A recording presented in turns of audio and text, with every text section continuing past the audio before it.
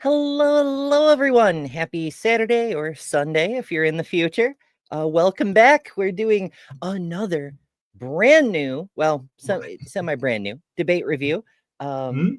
We've got some somewhat fresh material from our friends Grayson and Eric, who took on Travis and Apollos over on MDD just what was it, 9 days ago, something like that. So that it's pretty fresh. It should be pretty neat. I am joined as always by the illustrious illuminator, Mark Reed. How are you this evening? Are you saying my head is shiny? Is that? I was making a solar panel joke. Well, okay, all right, but thank you. No, I'm okay. I'm feeling a bit disappointed. I had a morality debate and it really went so badly. All in all, I didn't feel like my performance was as good as it could have been. But I mean, it was Nadir, so I don't know why I got into my head, I'll be able to have a reasonable discussion. That's not happening with Nadir. I don't know why. I was just, it's something that I like talking about. It's something that I like discussing. And, I don't know. I just feel like, that I don't really want to have that kind of discussion so I feel a bit down, to be honest with you, but I'll be okay. I think I just need to avoid dumpster fires for a little while. I guess, this debate bro, I've crushed them kind of thing. I don't know. It seems a bit ridiculous at the moment, to be honest with you. It just seems a bit ridiculous. Yeah, I mean, they can be fun to review, but the good news is the debate that we for tonight is actually not one of those. I kind of expected it to be, but it didn't go that way. There's actually ideas in here. There's right.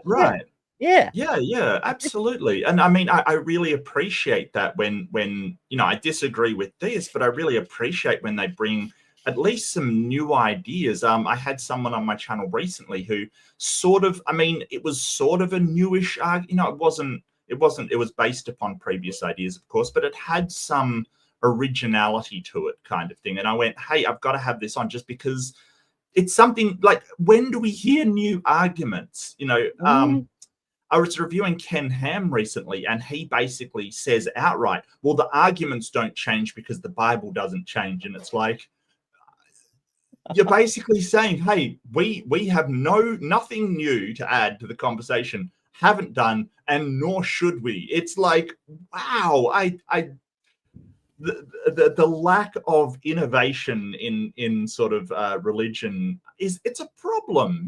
Like, where's the innovation? Where's the maybe it shouldn't be. I don't know. It's just, we hassle them for saying, hey, they use the same old tired arguments, and their response is, yes, that's true, and we should. And the weird part is that isn't even true, though. Like we were discussing a little while back, this idea that God is infinite and exists outside of time. That's all post Big Bang apologetics. Before the Big Bang, when everybody thought the universe was eternal, then God was eternal and exists throughout. Like, you can't be outside of time and also omnipresent within time. It doesn't make any damn sense. But excuses. That's how it goes. Hello, everyone in the live chat. Thank you for joining us. It's lovely to see you all as per usual. Pragmatic is first with all the links. Appreciate the hell out of you, PC. And of course, like, share, subscribe. Check out all our other thingies. Many links. Top Tester, hello. Thank you for joining us. John Lovell and Big Bad Mama, hello. And Deviant, good to see you. And Spooky's peeking out, little eyeballs, because of the bed hair, I presume. So yeah. And hello, lurkers, people who haven't said hi, or maybe driving while they're working, or who knows. Yeah. Lovely to see you all. If you're new here, please take a minute to hit the subscribe button. We are here every other week doing these debate reviews, and on the opposite week, we're over on Mark's channel, so make sure you're subscribed there, because we do go back and forth quite a lot. You might even say some of us go both ways, but that's some of us. Yeah. Fine. Yes. All right. Enough with my terrible puns. No, I like that. That's awesome. That's great and accurate. It's true. It's true. It's true. If you are driving or working, do stay safe as well. Definitely don't get distracted and stay safe while you're doing that. I like to listen to stuff while working or doing other things or driving, but I do stay safe. Yeah, absolutely. And pink and blue shark showed up. A bloha. Yeah, I love the icon.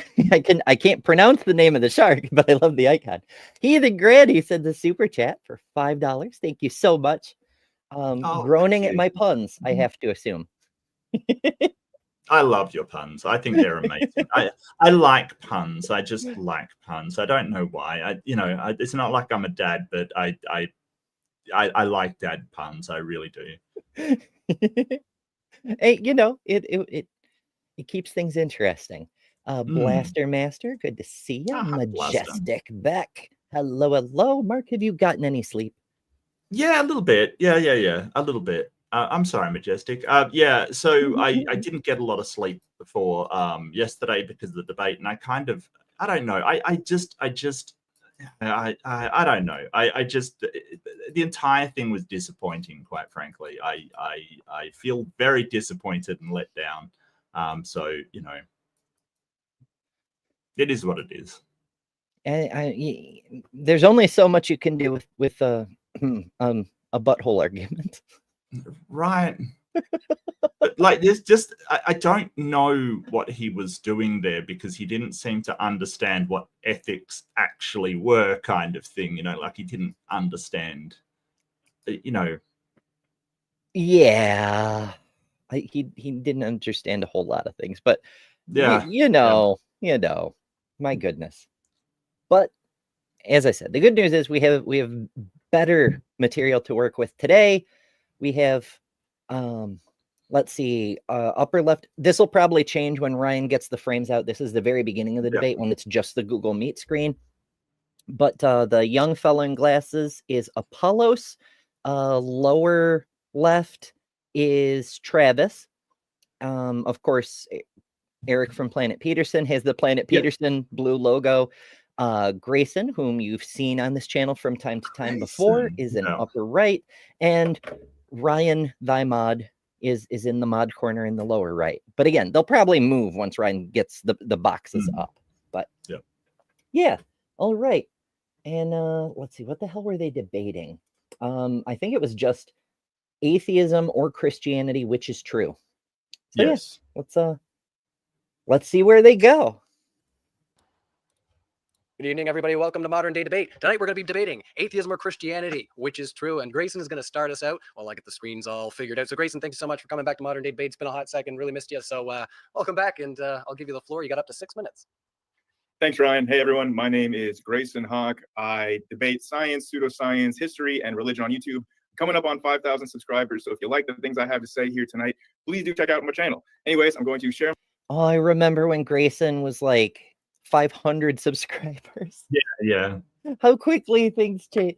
But I mean, he worked for it though, for anybody not familiar, Grayson not only is fucking brilliant in like half a dozen different sciences, but he also rises to challenges. Like he went to Dinosaur Adventureland and punched Kent in the face, figuratively speaking. He went to the Rockies with Doc Dino to go look for lentil bones and just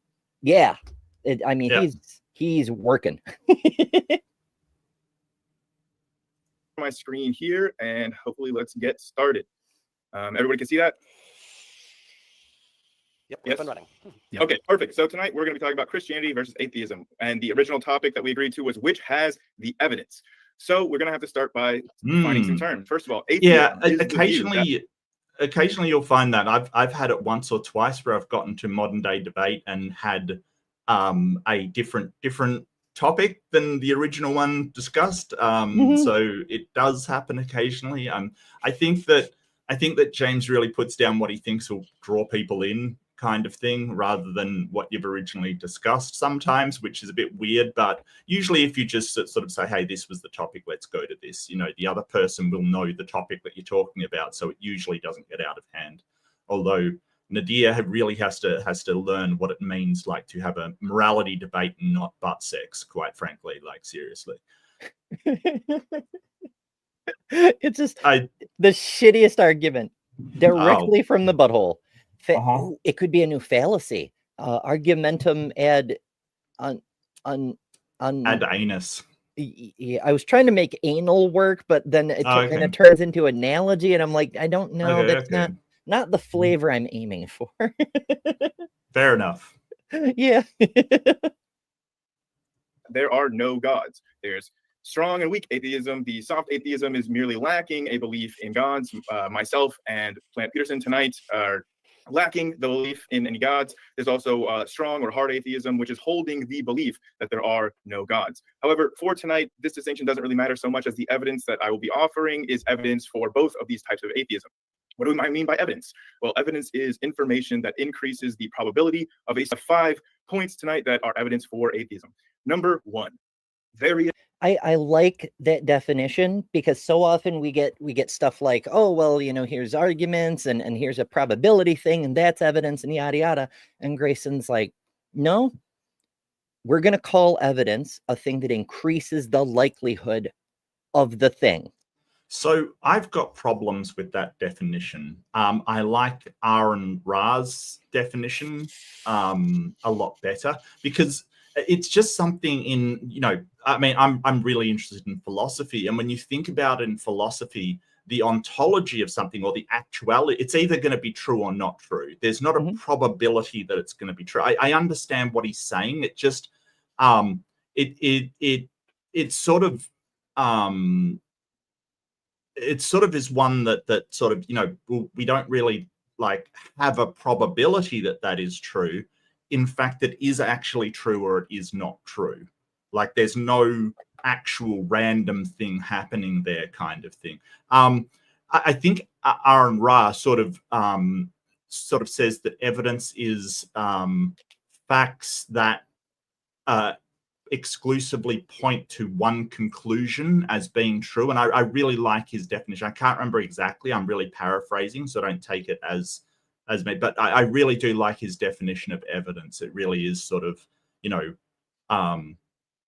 evident, sort of information or data that exclusively points to one conclusion, kind of thing. It's a very, very good definition of evidence.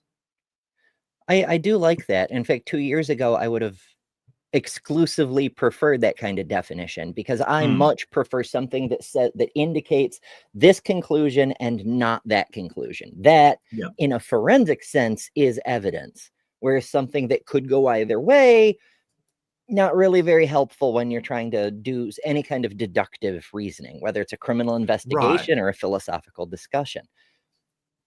Right. I don't know. Maybe I've been around too much philosophy lately, because it seems like everybody is using probabilistic arguments, Yeah, the abductive. That's the third side. So you've got deductive, inductive, and abductive, and that's the probability kind of thing. But and I've pointed out before, probabilities don't actually tell you whether you're correct and incorrect, because improbable things happen, and they sort of happen all the time. Someone wins the lottery every day.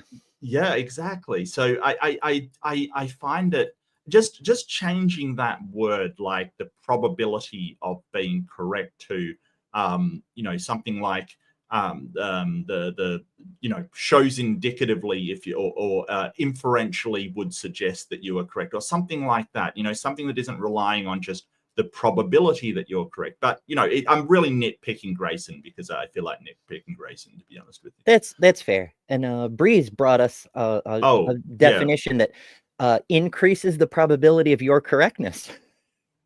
I think Hive Science. I think Breeze gotten that. Seems very much like Aaron Ra's, which is I really did like it when I heard it. I just can't bring it to mind. But yeah, that is a really good definition. Yep. Hell yeah. Good stuff. Good stuff. Yes, absolutely. Yeah, I Thank just you. a matter of like epistemology versus ontology. Like a thing Mhm. is true or it isn't, but Right. how you can know it, that gets a little murkier sometimes. Yeah, and I get what Grayson's saying. He's saying that if you use a methodology using evidence rather than say faith or just sort of wishful thinking or just something else, the probability that you're going to be correct is better. But there's this gap there that they can sort of go, well, it's not probable if you're correct. You're either correct or not correct. It's not a probabilistic thing. And they're kind of right. But R&Ra's definition, there's no probability there. It's sort of, that is in concordant with the actual, sort of evidence. So I really like that definition. It's great. Yeah, it gets more to the point and gets around this murkiness, which seems to be engineered to get around the law of excluded middle. Like we can't exclude the middle because it's all probabilities. Yeah. God beliefs arise starting from zero God beliefs among our non-human ancestors, and these beliefs and religions continuously schism without exception throughout all known history. We see the same patterns of religious beliefs arising and then fragmenting without exception. We would expect this in a world where there are no gods, but in a world where some gods are true and some gods are false, or a world where gods exist, we wouldn't necessarily expect this at all. We would expect all of our ancestors to have believed in gods of some various kind, or at least that's more likely in a general theistic world, a world with gods. And we would expect that, true gods, we wouldn't expect to see the exact same pattern of arising and schisming of all these various branches of all these religions, seemingly without any privileged one. And that follows to our number 2 evidence. This is So the first one there, I really like that, how he's approaching it as if there were one or more true religions, you wouldn't expect them to behave the same way as all the made up religions. Right. Yeah. Yeah, it's pretty solid. And sometimes the difference between them is almost nothing. Like they use the same arguments, they use the same thing. You could. Yeah, I do like that argument. There's definitely room there for someone to say, though, well, they're all right in a way, but they have just gotten it wrong, kind of thing, like sort of a universalist kind of thing, like, oh, all of their God belief is correct, they've just got it slightly wrong. There's an opening there to say that kind of thing. I think that would be incredibly unlikely, given that they will usually sit in one, and that one wants them to know the truth. So that sort of breaks that, because how could say that they're a Christian? How could a Christian God want them to know the truth and then show this complete falsity to all of the Muslims out there, or all of the other people out there? So yeah, all the other gods, they yeah. they do say in evangelical circles and some Muslim apologists that everyone else is hearing from a supernatural entity, but those are false gods and or demons. Yeah, familiar spirits. Yes, Those but familiar mine spirits. is definitely telling the truth. Definitely true. Yeah.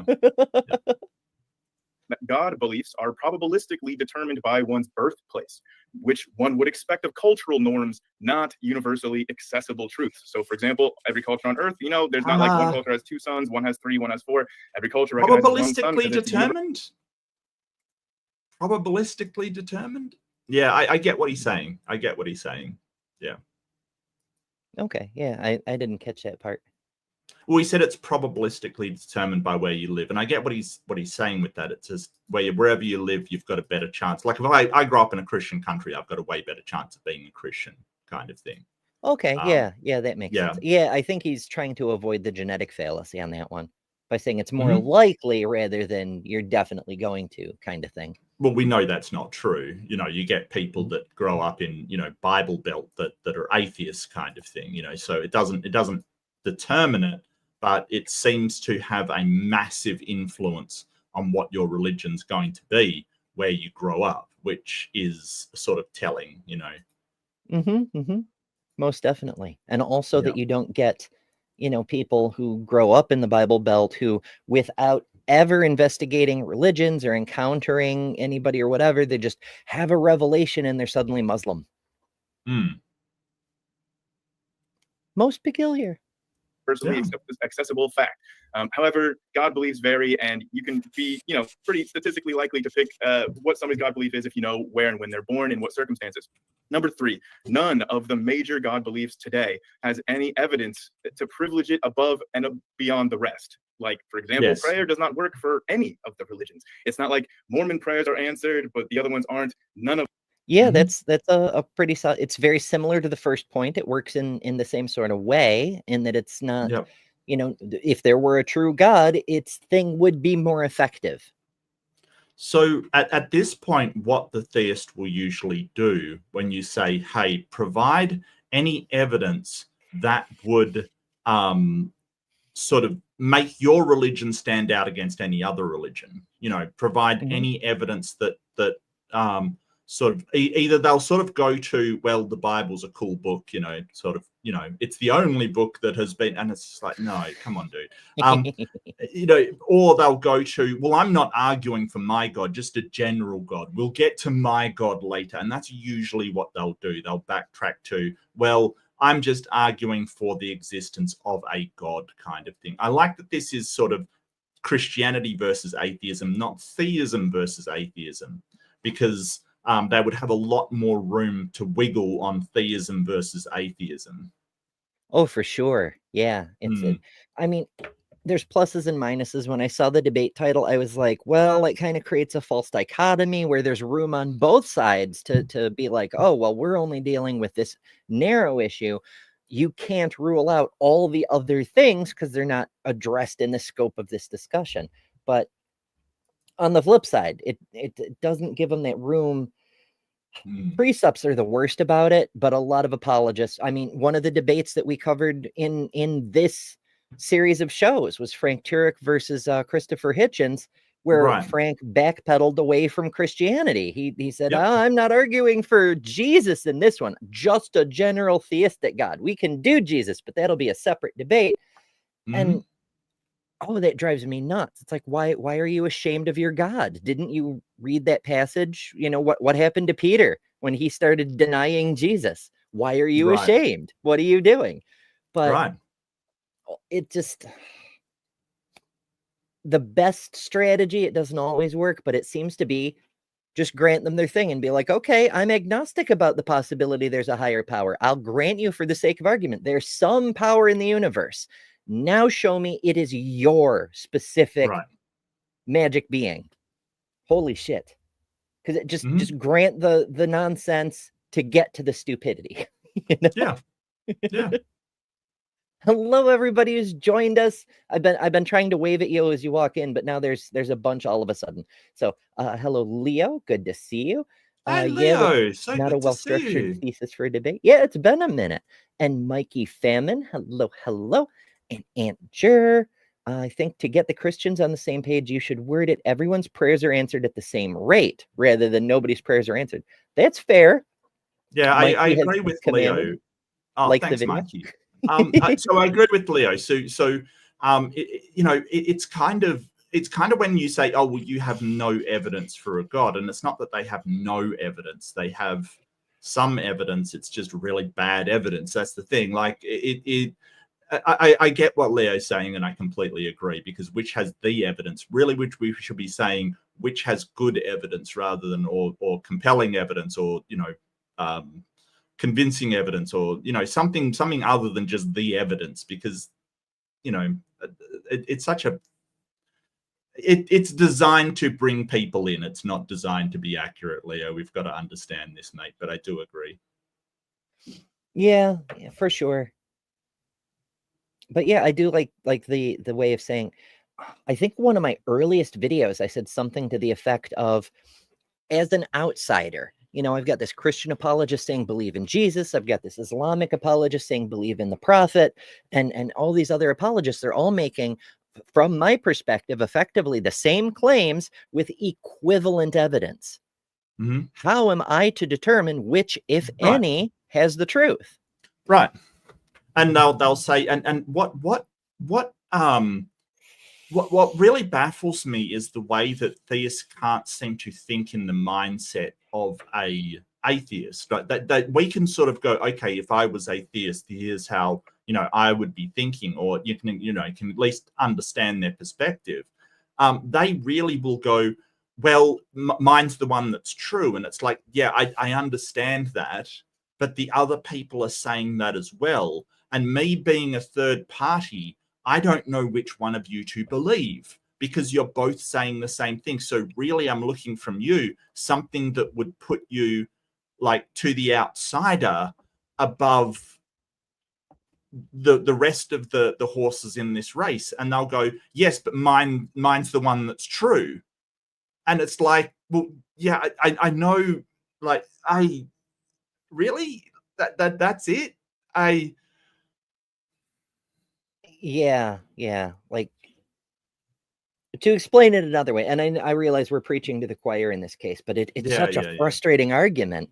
It's like, you've got one person who says Spider-Man is the best superhero, and another person says Iron Man is the best superhero, and another person says Captain America is the best superhero, and me over here, to me, they're all comic books. Right. They're identically valid. Yeah, and they make the same arguments just with their own religion in it, and it's sort of, well, you're all making the same claims, and none of you have evidence to back up those claims. Just that's what it's really baffling to me how you're supposed to distinguish between these claims. Yeah, and that's what we really need to see. The prayers or none of the evidence seems to indicate one major religion over the other ones that exist today. And number 4, all verifiable examples of minds are the causal products of physical systems, i.e. brains. In a world where gods exist, we would expect to see some sort of verifiable minds that are not the products of brains or physical systems. Some non-physical minds would be evidence that gods are at least more possible. It's evidence making them more likely. And the fact that, we should expect that evidence and we don't is evidence that there are no gods. Each one of these 4 observable facts about I've heard that argument before, Ember. Indeed. That's my argument. That's mine. Yeah, that's awesome. I love that Grayson used one of my arguments. It's really flattering. That really is. Yeah, awesome. Yeah, absolutely. We have seen trillions upon trillions and trillions of instances of minds that have brains or some kind of physical medium to them, whether it's some kind of developed sensory system or some kind of, something there. And 0 instances of immaterial minds with no physical structure. So just on the basis of induction, we can sort of say, you can't say that there are no minds without physical structure. That is the black swan fallacy, but you can say that it suggests that a physical structure is required to have a mind. Sort of provisionally, until we start to find minds with no physical structures. I think that's a good conclusion that you could make as an inference. So it's not this logical syllogism, but it is good evidence that a God doesn't exist. So I love that argument. I mean, I should. I came up with it. So yeah, but fantastic. No, I really like it. It's a really good argument. Yeah, I tend to agree, because it provides some form of falsifiability to the hypothesis. Sure. Like, we can't use it to completely rule out the hypothesis. Correct, but yes. But if somebody could demonstrate that a mind does exist without a brain, that's at least making God concept more plausible. Right. And we don't see that. But you know what else is great? Yeah. Robin Webster, who has been a member for 15 months. Oh, Robin. And that was, you know what else was great? That segue. That was amazing. Your segue powers are incredible. Incredible. Sometimes I'm okay at this job. No, you're always fantastic. Look, it's important to realize not to say, hey, it's impossible a God exists because of this evidence kind of thing. It's really important not to say that, because you can't say that for sure just because you've never seen that. But don't forget, and something that seems to be happening lately is that especially pre-suppers and people like that, they want you as an atheist. In order to be an atheist, they'll say you've got to logically, absolutely prove that a God does not exist. And that is not what's required for atheism. Atheism is about belief, not proof. So the whole thing that you've got to logically disprove God, no. There's a lot of things we believe don't exist that we don't have to logically disprove. We don't have to logically disprove Bigfoot or aliens or elves or fairies or anything else out there. We just need the evidence to suggest that that thing is not real. And that's what this argument does. As long as you're not saying it shows that a God is impossible, because that is a fallacy. But don't be lured into this thing of, well, if you don't have a logical deductive argument to show the impossibility of God, then you can't be an atheist. Wrong. That's not how that works. It's about belief, not about having a logical defeater, as the precepts say. It's about following the evidence, really. So, don't be fooled into thinking that if you don't have this, logical defeater, then a God exists, because that is not how anything works. But who we can prove does exist?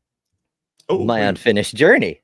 Because he said a super chat for $2. Thank you so much. And said, "Hail Nero, Ember, and Mark. Like and share." So yeah, I mean, it's an objective moral duty now. Thank you, and I love your username, my friend. Journey well, my friend. Journey well. Hell yeah. Yeah. Just be careful, because there's this other critter called My Unfinished Sock that tends to follow them around. Wow. Okay, that's a bit on a nose for a sock account. I love it so much. Yeah, it's awesome. It's awesome. Yes, I know that we probably will be debating about whether or not these are facts, but each one of these things is observable, empirically demonstrable, and is evidence that is more likely favoring a world where no gods exist than a world where gods exist. And the final one is the track record of theism versus I feel like originally. Yeah, I know what happened here. Like he's on the same slide. He like look, full props to Grayson. I wanna give him full props for doing a presentation rather than just going in with nothing kind of thing and just talking.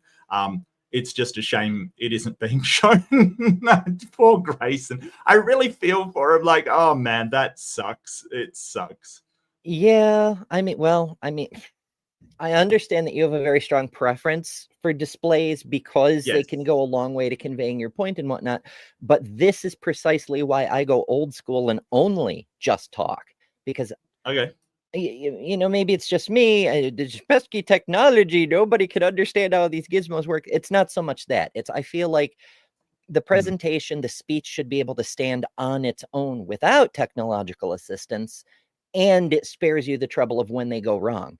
But I mean, that's why we do a diversity of perspectives, because some things work better in some circumstances than others. Well, yay.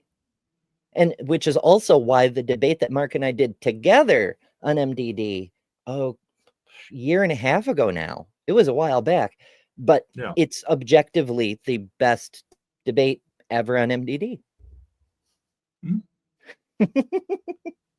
We're discovering all sorts of objective facts today. Was that the Noah's Ark one? I think so. We did a Noah's Ark one that was really good, and I was thrown because I completely prepped for the Durham Pinder site, and they brought up the NAMI site, which was such an obvious con job. It wasn't even like people came forward and said, "Yeah, we helped them set up the site." Kind of. It's like I never in a million years would. I mean, it was Otangelo, come to think of it. So the guy that thinks the Shroud of Turin is bulletproof evidence, so I shouldn't be surprised.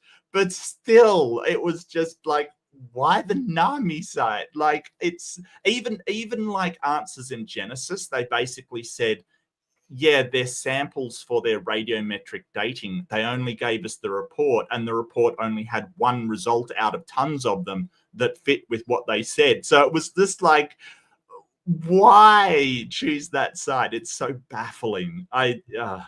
Terrible.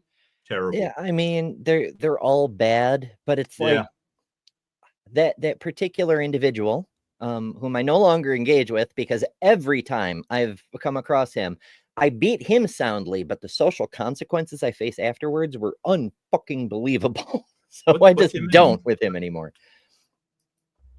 He showed up on my channel recently, and I kind of I thought he doxed somebody, and Yes, I sort of actually, I said will. that. Total tangent, but I'll take the opportunity to Okay. educate people, because it was so long ago. A lot of people have no fucking idea about what happened. So a while back, that Brazilian fellow, he was pestering Arden Hart, who was hosting shows on the ACA at the time.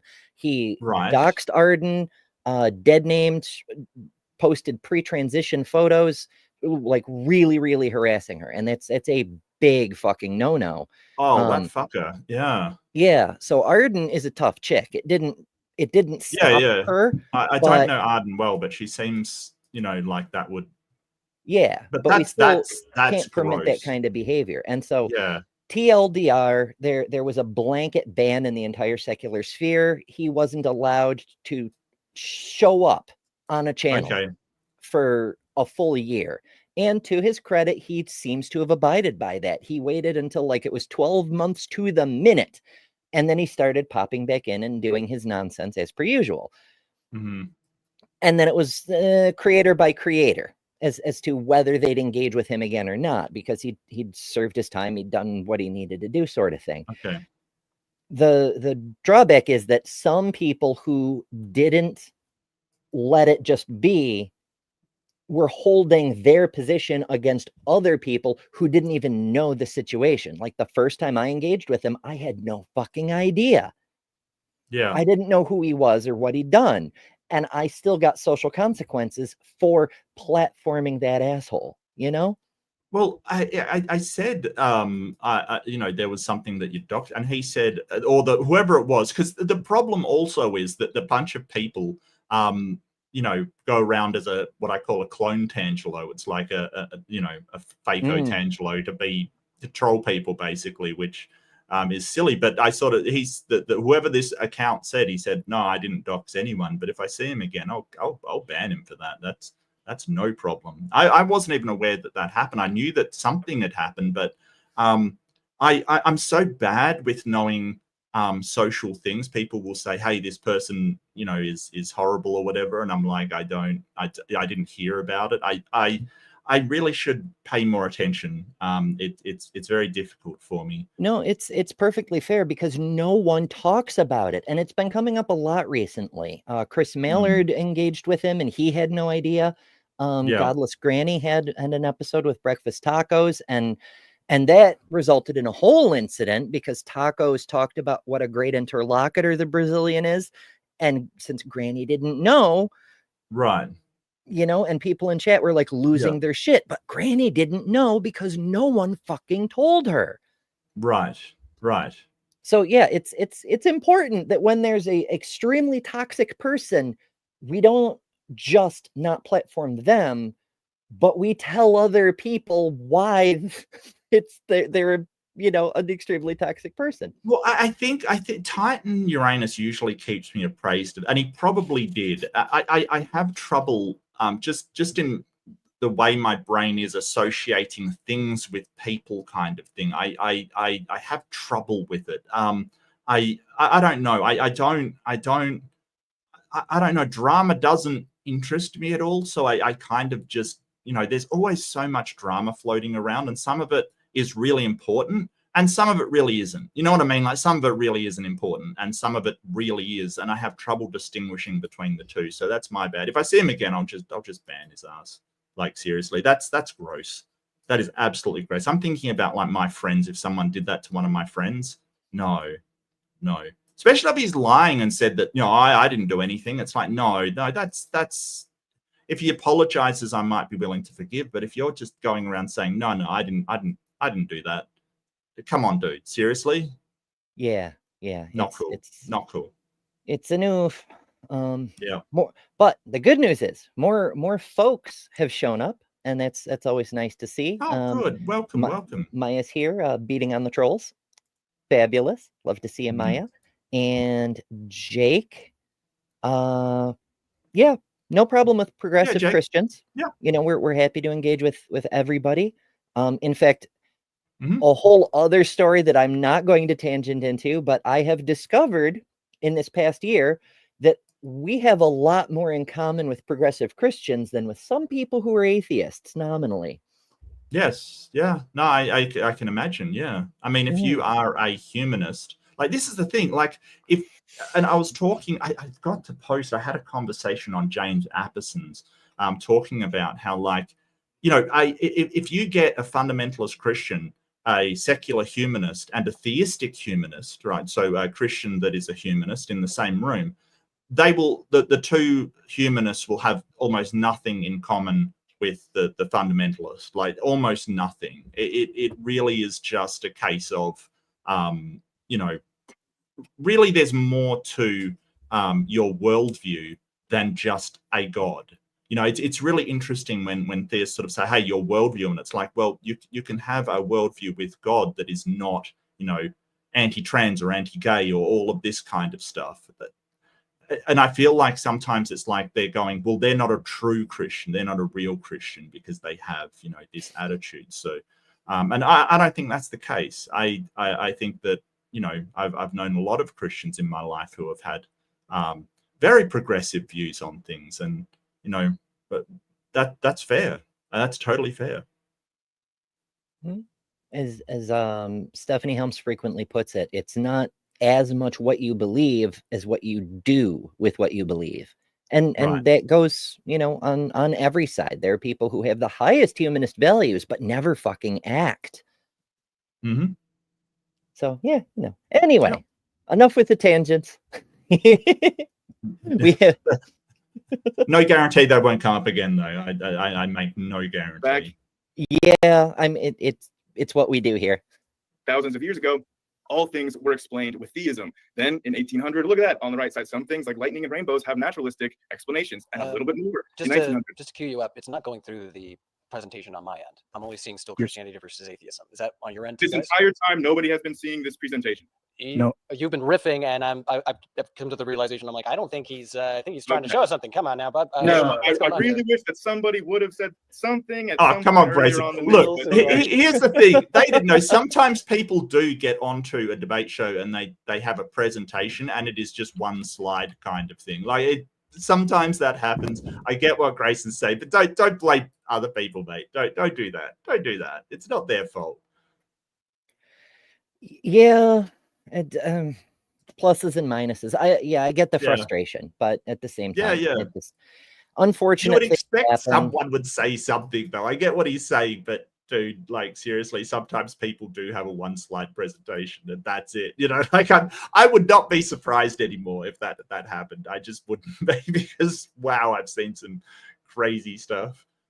Yeah, for sure. And once more, a reminder that if you're enjoying a nice, smooth chat experience, be sure to thank a mod, because, you know, Aunt Jer's been hard at work taking out some trash that showed up in our stream. Oh, really? Oh. And Thank you, Aunt Jer. We appreciate the hell out of you. Oh, yeah, absolutely. Aunt Jer's amazing. Our mods are incredible. Give them some love. They're absolutely incredible. Couldn't do this without them. Absolutely not. Mm-hmm. It shows the title slide. Yeah, well, that's great. But my bad, Grayson. Can you see this? I was taking notes. Now I can. Yeah. All right. Well, then obviously that's a horrendous opening, because everything I was saying was on the screen for people to read with, and extremely confusing for those that couldn't read along with me. But the last one, it was really hard on these visuals. So thank you for that. I'm glad I could be the guinea pig to figure that one out. All right. I'm going to give you back another. I'll give you back another 45, since we know the other side's going to take some time. So if that's all right with Peterson. Like I had all these fancy visuals and everything worked out, but you can see here at the top, we have, it's even color coded. I mean, come on. So we have all these theistic explanations thousands of years ago. All of these things on screen were explained with theistic explanations. Then as time goes on, we see more and more and more of these things have naturalistic explanations that we discover, from rainbows, lightning, diseases, species, the origins of matter. All this stuff now we have naturalistic explanations for. We don't have everything. There are still some gaps that people try to put their God in, and in arguments, but you can see the track record is over time all theistic explanations at first, and now we have more and more and more naturalistic explanations verified. This track record, this trend, would not be expected in a world where gods exist and is expected in a world where gods do not exist. That's why this is evidence for atheism, and so are the other 4 that I'll just leave on screen now so that people can pause and read them over. Thank you. Okay, let's pause and read them over since Grayson put in so much work. Let me change the screen setup so we can see it a little better. Okay. Various God beliefs arise starting from 0 among non-human ancestors and continuously schism without exception throughout all known history. Solidly put. Yes. God beliefs are probabilistically determined by one's birthplace, which one would expect of cultural norms, not universally accessible truths. I would probably rephrase that. Because probabilistically determined is a contradiction in terms. Like it's what's it called? Like parting is such sweet sorrow. God, I've forgotten the name of it. It is a I've forgotten the name for it. Cliche? Oxymoron. It's an oxymoron. Oh, okay. Yeah, it's an oxymoron. So I would probably say probable God belief is determined by one's birth date, right? So or God beliefs are statistically determined, rather like it just to me it just gives an idea, because probability is sort of that it's random. Deterministic means that it comes out of set variables kind of thing. So I understand what he's saying. I'd probably just slightly I'm really nitpicking. It's totally fine.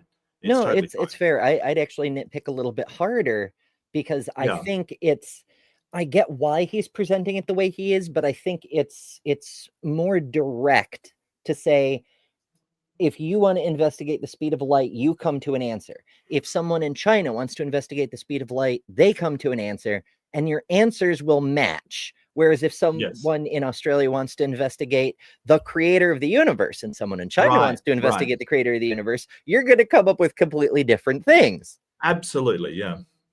So, but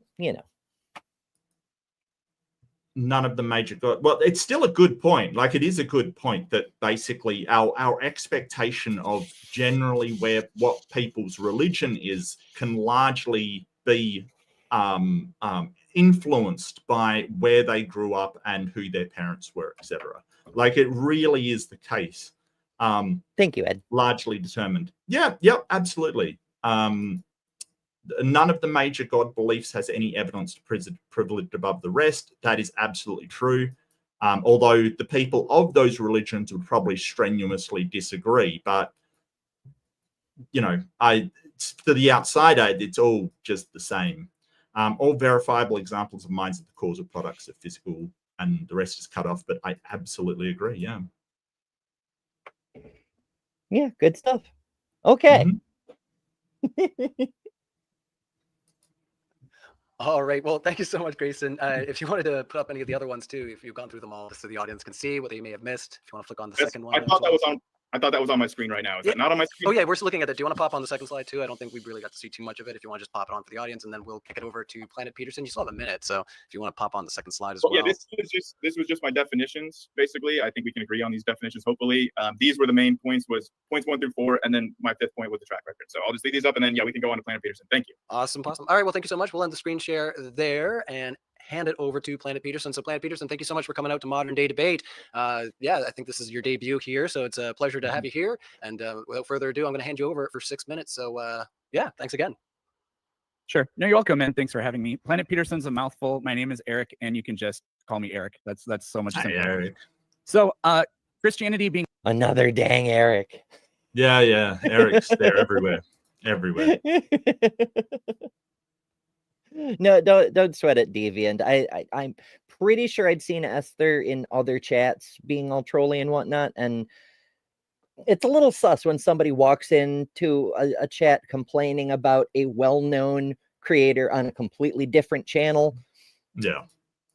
I thought they might be trying to ingratiate themselves, because it's not exactly a secret that Jimmy Snow does not like me, but it's also very, very sus. So yeah, no worries. false wouldn't make atheism true. Some other God might exist. So the position for Grayson and I on this debate has been a little awkward, but I think we can navigate this. I think we can still justify our lack of belief if we go with a generic theistic God concept. The classical concept of the theistic God is a personal one who is omnibenevolent, omnipotent, and omniscient.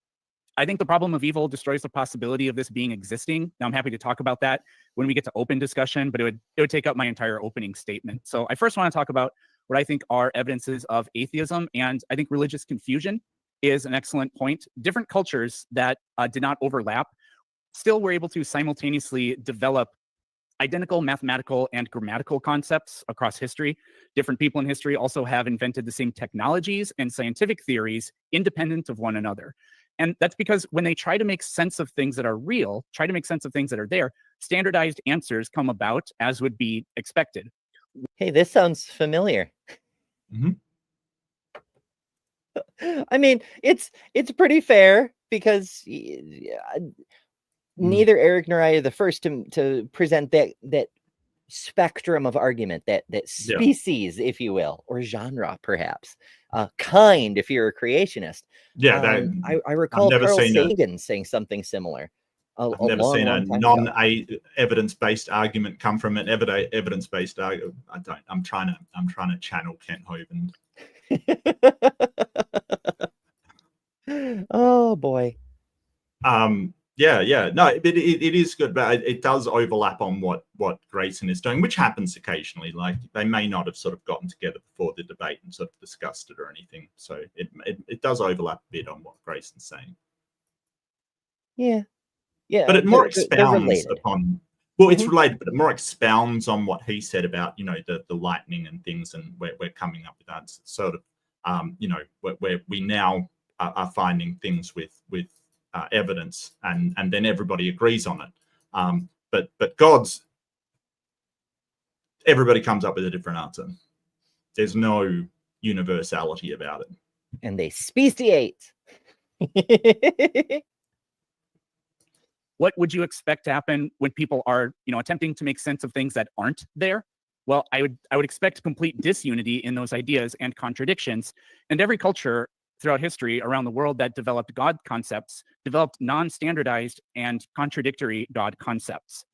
I think that moral consistencies and inconsistencies is another pretty good piece of advice. For all we can tell, people with intact cognition, they have a pretty consistent reaction to certain stimuli and share attitudes and behaviors about them. For example, we find things like pain and suffering intolerable. We possess a degree of empathy, and we're social creatures who can't function on selfishness alone. And because of this, what we find is group and kin selecting behaviors. Those are relatively consistent across every group. That's something anthropologists have noticed. So in other words, we develop social norms, which we can frame as moralistic, that are in line with our well-being and intrinsic nature. However, ceremonial, ritualistic, purity, and other types of observational norms with regard to religion, which these are also a form of morality, those are wildly different everywhere. So we would have to, the way I see it, our possibilities that we're left with are there multiple personal gods? Are there no personal gods? And every norm of this type is culturally structured? Or did somehow the only real God decide to reveal himself just to one particular group? And then why on earth would we privilege one group over the other? What on earth increases the likelihood that this was the right one and none of the others were? And then with regard to a being that is, omniscient, omnibenevolent, omnipotent, that's Christian God is clearly none of those things. The Christian God doesn't know what's happening in Sodom and Gomorrah and has to go see for himself. He lies, he causes suffering, he forces people to change their minds against their will, he regrets things, he changes his mind, he fails, and is an incoherent mess of three beings, two of which are clearly subordinate to the Father. Those are all really solid points.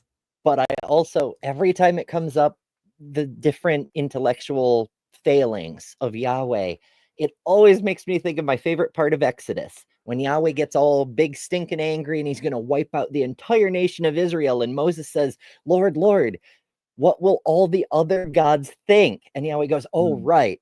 I'll only destroy half of them then. Yeah, and it references a council of gods, a council in some way. Yeah, there's quite a lot of that sort of stuff. It tickles me. Like, he changes his mind. A mortal points out he's being stupid. And he concedes there are other gods, all in the same passage. I love Yep. it. Well, I mean, it's interesting because in that passage, he sort of says, "Well, I'm going to destroy the entire Jewish people," kind of thing, or the Hebrew tribe. I'm going to destroy all of them because they're worshiping this golden calf, kind of thing. And Moses sort of says, "Well, who will then worship you, and what will the other gods think, and think about it," kind of thing. But Christians will go, well, God didn't change his mind. Like he didn't change his mind because Moses convinced him. He knew he wasn't going to do that all along. So God lied? Oh, that's not true either. But hold on. But God spoke something he knew was not true. He spoke that he was going to destroy them, and he didn't. So either he changed his mind or he lied up front. There's no getting out of that. It is absolutely a trap. So I love that passage because either way, it sort of shows that their God is either able to change his mind and therefore not omniscient, and B, he is able to speak falsehoods, which they don't believe either, which is hilarious, But it's okay though, because he regretted the evil that he thought to do unto his people. Right. Well, yeah. Bible's also plainly not monotheistic, at least in terms of the original authors.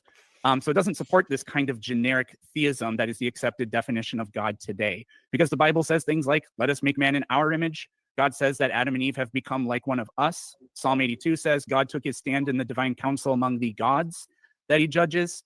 Yahweh, as the storm deity of Israel, is allotted his share by Elyon, and his share was Israel, as the Dead Sea Scrolls have clearly indicated. And Yahweh is defeated in battle after a sacrifice is made to the god Chemosh. So this acknowledgement of other... And there's so many other things. Yeah. Another one of my personal favorites is there are certain versions of the Bible running around that describe the creation in Genesis as all of the gods working together, and then Yahweh going apart from the others to create Eden as his own little personal playground. That's, not the canonical version, but the stories vary, and it's pretty fun. There's so much fun stuff in the Apocrypha. Our friend Lawrence over at Milwaukee Atheists is it's been a while, but one of my favorite instances was the Chronicles of Thecla. That's a whole thing, though. I won't get into that today. Never heard of that. I've never heard of that. Chronicles of amazing. Thecla. It sounds like a bad 80s fantasy movie. You know what I mean? Like it really does. It kind of is. It's like, it's probably not called Chronicles. Like I said, it's been a long time, but it's okay. It's this woman who followed Paul around, and it's a whole thing. Ed from Rabid Atheist points out God himself saying no other gods before me indicates that he just wanted to be the first of many. This I will tangent on. When I was a kid and I was in Scouts, it was the first time I was ever in a church basement. And in this church basement, there was a plaque on the wall with the 10 Commandments. I had never seen the 10 Commandments before. Right. And I see the first one and it says, no other gods before me. And I'm like, wait. This whole time, all y'all been telling me there is only one God. Yeah. And here's that God saying there are other gods. What up? Yeah. Oh, Oh, we've got both a left-handed Jedi and a right-handed Sith, formerly known as Mark Agamotto. Fantastic. Love to see Hey, I love the Sith and Jedi. There is now balance to the Force. I love That's it. right. Yes. gods is there. And then the final thing is, at least that I'm going to talk about for my opening here, is saying, is Christianity true, is kind of I feel like it's a non-starter. It's the equivalent of saying, are multiple contradictions true? That's a ridiculous question. Christianity is a pantheon of religions. Yes. It's very likely that our two opponents don't agree on their worldview. One version of Christianity claims, one version of the Christian God claims that you're saved by faith alone. Another says that Joseph Smith was a prophet. Yet another says that you can't be saved without a water baptism. Still another says that somebody who lived a morally righteous life but never heard the Gospels can still inherit heaven. Now, a typical response to that is typically, well, we believe in the crucifixion and resurrection and Trinity, those prerequisites.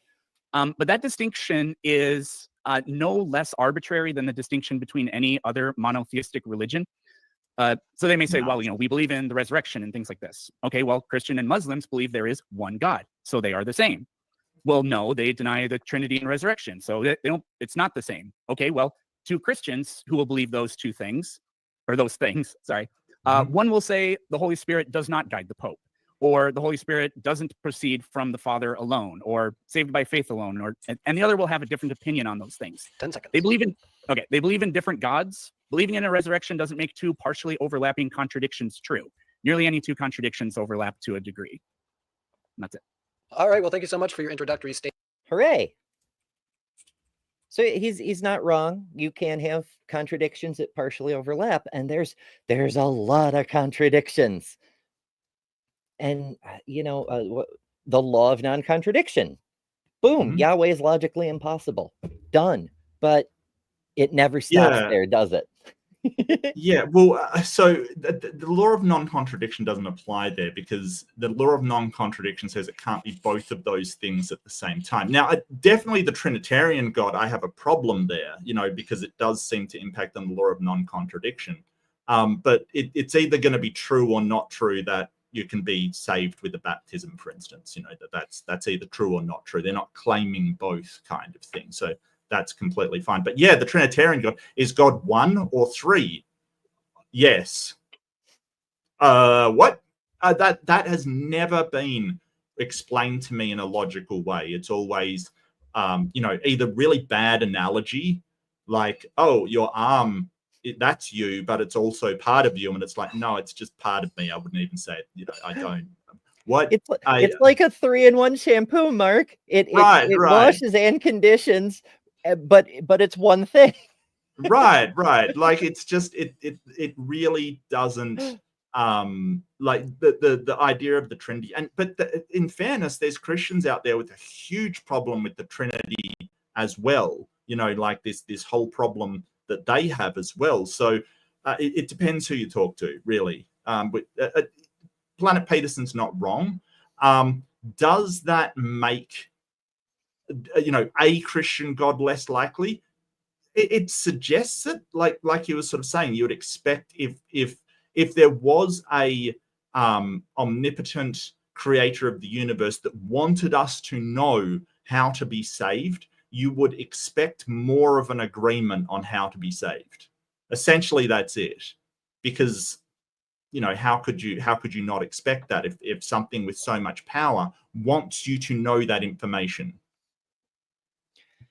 Yeah, and I mean, there's contradictions even within that. One of the first ones that I ever noticed when I got my hands on a Bible and started reading it for myself is, here's Jesus saying, you need to follow all the laws of Moses until the end comes. And here's Paul saying, never mind the laws of Moses, just praise Jesus's name and you're good.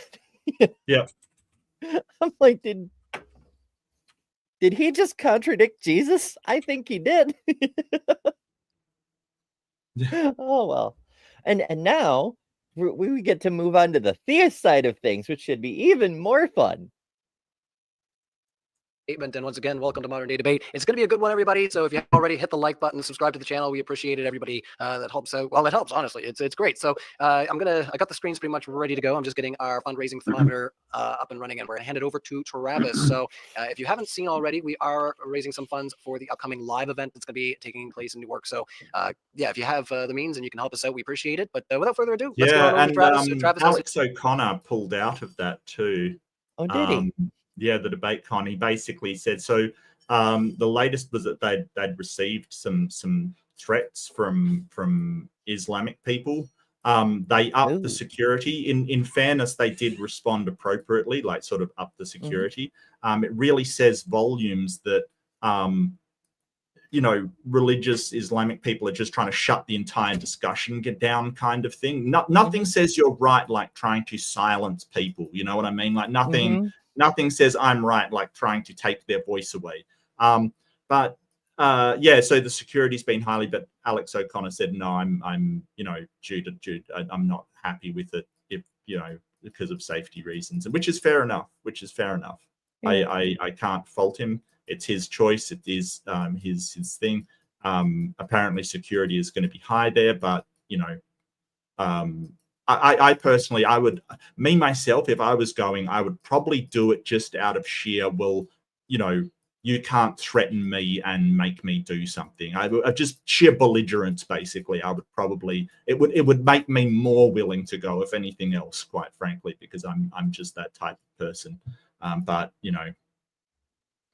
Yeah, that's very fair. I often feel much the same way. I'm like, oh, you think you can tell me what to do? Watch me Yeah. do it harder. yeah. But I can't speak for anybody else, and I totally understand if people don't want to do that. Yeah, absolutely. I mean, a couple of years ago, I had forced Valakai come to my Comic-Con because he's a public atheist. He gets death threats, and he was like, I'd love to come. I'd be happy to, inspire these comic nerds with science and whatnot. Fantastic. But I do worry a little bit about my security. Even though New York is a blue state, there are some very red areas, and the area where my con is happens to be right next to a military base, which, while full of comic nerds often, also full of red hats often. And so absolutely fair. So we got additional security, and all was well. And there was never a problem at all, just to be clear. But the concern is totally understandable. Mad Computer Scientist sends us 256 bits. Thank you so much. And says, I'm sorry, I have no witty comments. Trump won. Yes. Well, that's a sad comment. Well, yeah, that isn't a witty comment, but yes, he did, and we have, like, how long has it been? And it's just sheer chaos. Like, the chaos coming out is just incredible. Crazy. Thank you for stopping by, Patty. Oh, thank you so much. Isn't that? Oh, that is Patty. Yeah, sorry, my bad. Yeah, just absolute chaos. And I imagine the regret levels are quite high at the moment. Like, what are we doing? The Schadenfreude almost makes it worth it, but one thing that does make things worth it, Jack, insert clever dapper inside joke here, Nelson, who sends $5. Also, yay! Random shout out to Jack, or Jesus Christ, Jake. Yeah. I'm sorry, Jake. I cannot English. I am very bad at this job. No, it's fine. It's fine. Dusty Smith show last night. Dusty reads super chats, of course, but he was envious of Jake's name. He was like, I wish I had a clever inside joke. And that was pretty neat. I saw that. That was nifty. Mm-hmm. Jake says, got my tax return, so I'm trying to share. So here's to you, Ember. Thank you so much. Thank you so much, Jake. Yay. The screen share up, so let's get that up for everyone to see. And you ready when you are there, Travis? Thanks for being here. Okay, yeah, thanks. I love these discussions. I'm a big proponent of the philosophy of religion, and I just love the value in dialogue. I think it's so meaningful. And so basically what I'm going to do is I'm going to talk about the nature of explanation in terms of how we do hypotheses within the philosophy of science, utilizing the likelihood principle as well as inference to the best explanation. And that's what we're going to predominantly be using for this discussion. But I'm going to say the nature of explanation. Inference to the best explanation is a phrase I've heard way too many times in the last 6 months, and it's really starting to annoy me. Well, yes, but I'm not sure of inference to the best. I think I would go for the explanation with the best evidence rather than just, because that sort of says inference to the best explanation means that you're doing it the reverse way round. Mm-hmm. You're basically got the best explanation and you're finding inferences that you're basically just doing confirmation bias, right? You've already, like, the what makes it the best explanation should be the strength of the inferences that you're making. That should be the way you're doing it, not that the inferences that you're getting go to the best explanation. Do you get what I mean? Like, it seems a real worrying sort of reversal of how things should work. Yeah, absolutely. We kind of see that with I'll move this again so everybody can see more bigly. Can I get this stupid duck out of the way? I'm Let not me sure see. if it's a free account. I think that it has to Yeah, have that mark on there. I probably can't. Alas. Oh well, say lovey. Yeah, the title is Why Christianity Makes the Most Sense Based on All the Evidence, not why Christianity is true. It makes the most sense, and that's yeah, the most sense disturbing. is a really weird way to phrase it. You know, it's a very strange way to phrase it, because you know, I would have preferred something like Christianity has the most, or the evidence points to Christianity, or the evidence suggests, yeah, and rabid atheist, it kind of suggests that, like, it's common sense kind of thing. It's a very strange phrase to use, but you know, we're being pretty nitpicky here. I'd probably look at his presentation before. Not us. That never happens. No, Oh, but yeah. like I said in the 10 honest questions for atheists video a few weeks ago, you know, if I say I've got a green ogre behind my curtain, I can just pull back the curtain and fucking show you. I don't have to make these intense arguments about how, oh, well, it's probably true if I look at it a very certain way. Like, I can just fucking show you. If you have a personal relationship with the fucking creator of the universe, just show us.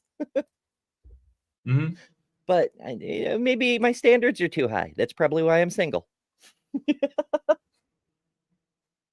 More for the open conversation. And so what I thought I'd start off by doing is highlighting how we can, you know, in the search for understanding the nature of ultimate reality, I propose that we approach theism through the lens of narrative. The value of a story is that it can help organize one's thinking about a lot of data. A story provides context. It provides meaning to events within a larger scope. And this isn't as controversial as one may initially think. Narratives are very commonly used in fields such as forensics. For example, in legal trials, the verdict often comes down to who has the better narrative between the evidence that's been admitted. It's also commonly used in the philosophy of science. Hold it. Because really, it is the evidence that like, I realize that a narrative can influence how the trial goes, but hopefully we would not do that, right? Hopefully it's not the narrative that we look at, but rather just the evidence. There's a lot of rules in court and when trials are concerned to stop us just from taking the narrative, like hearsay, for instance. You know, you can't just say, hey, they said they heard this or whatever. You know, like I no, you can't do that. Look, I don't, like, I understand that a narrative is important, but like whether it doesn't really impact on whether it's true or not. This is a weird argument. It is. It's that this is my least favorite part of this debate, because it's one of those areas where Travis seems to be going the Jordan Peterson route of why use one syllable when 15 will do, you know? Right. It's deliberately. And I really want to look at this syllogism here as well. The at some point, yeah. Oh, okay. All right, let's let him get a little further on here. Sense of certain observations within a larger hypothesis. And narratives are the kinds of things that minds produce. They're typical of minds. Moreover, if such a mind is supreme, then it seems reasonable to assume that the story unfolding within creation would be a great story, one that encompasses the journey of theosis for all creatures, guiding all creatures and even creation itself towards participation in the divine light. We can call this a Christological narrative of redemption and eventual triumphant victory for all creatures. This notion finds resonance in the teachings of Saint Maximus the Confessor, a 7th century Christian monk and philosopher. Hold on one sec. He's basically saying that a great story implies a great creator. That's essentially mean- what he's saying. Like, you know, this whole thing of, well, if there was a creator, you'd generally expect the story to be inclusive of all creatures. He's basically saying a great story requires a great creator. And that is not true. That is 100% not true. You know, because we have all of these great stories from, you know, Islam to Buddhism to Hinduism. You know, they all have their stories, but you don't think they're true. That's the thing. Like, it's just, I don't understand this argument at all. Yeah, I don't, yeah. yeah. A story lasting like that, first of all, it doesn't imply that it's a mistake to assume there's a single creator. Most religions evolve over time with, I mean, hell, even Christianity, you know, 66 books written by however fucking many people over 1500 years, etc. There's many creators involved in crafting that collective narrative. Yeah. We see it in every other mythology and cultural framework and all these things. It doesn't make the story true. It doesn't make there be one single creator that is true and implied by the story. It means that there's something, some truth within it that people found worth enough to pass on and make part of their cultural identity. This is the story of us as a people, sort of thing. And that's where the truth is. But, you know. He articulated the view that the many logoi, which represent like divine intentions and purposes of individuals, ultimately tend towards the divine logos, which is the divine wisdom who imbues creation with rationality and intentionality. It's Christ.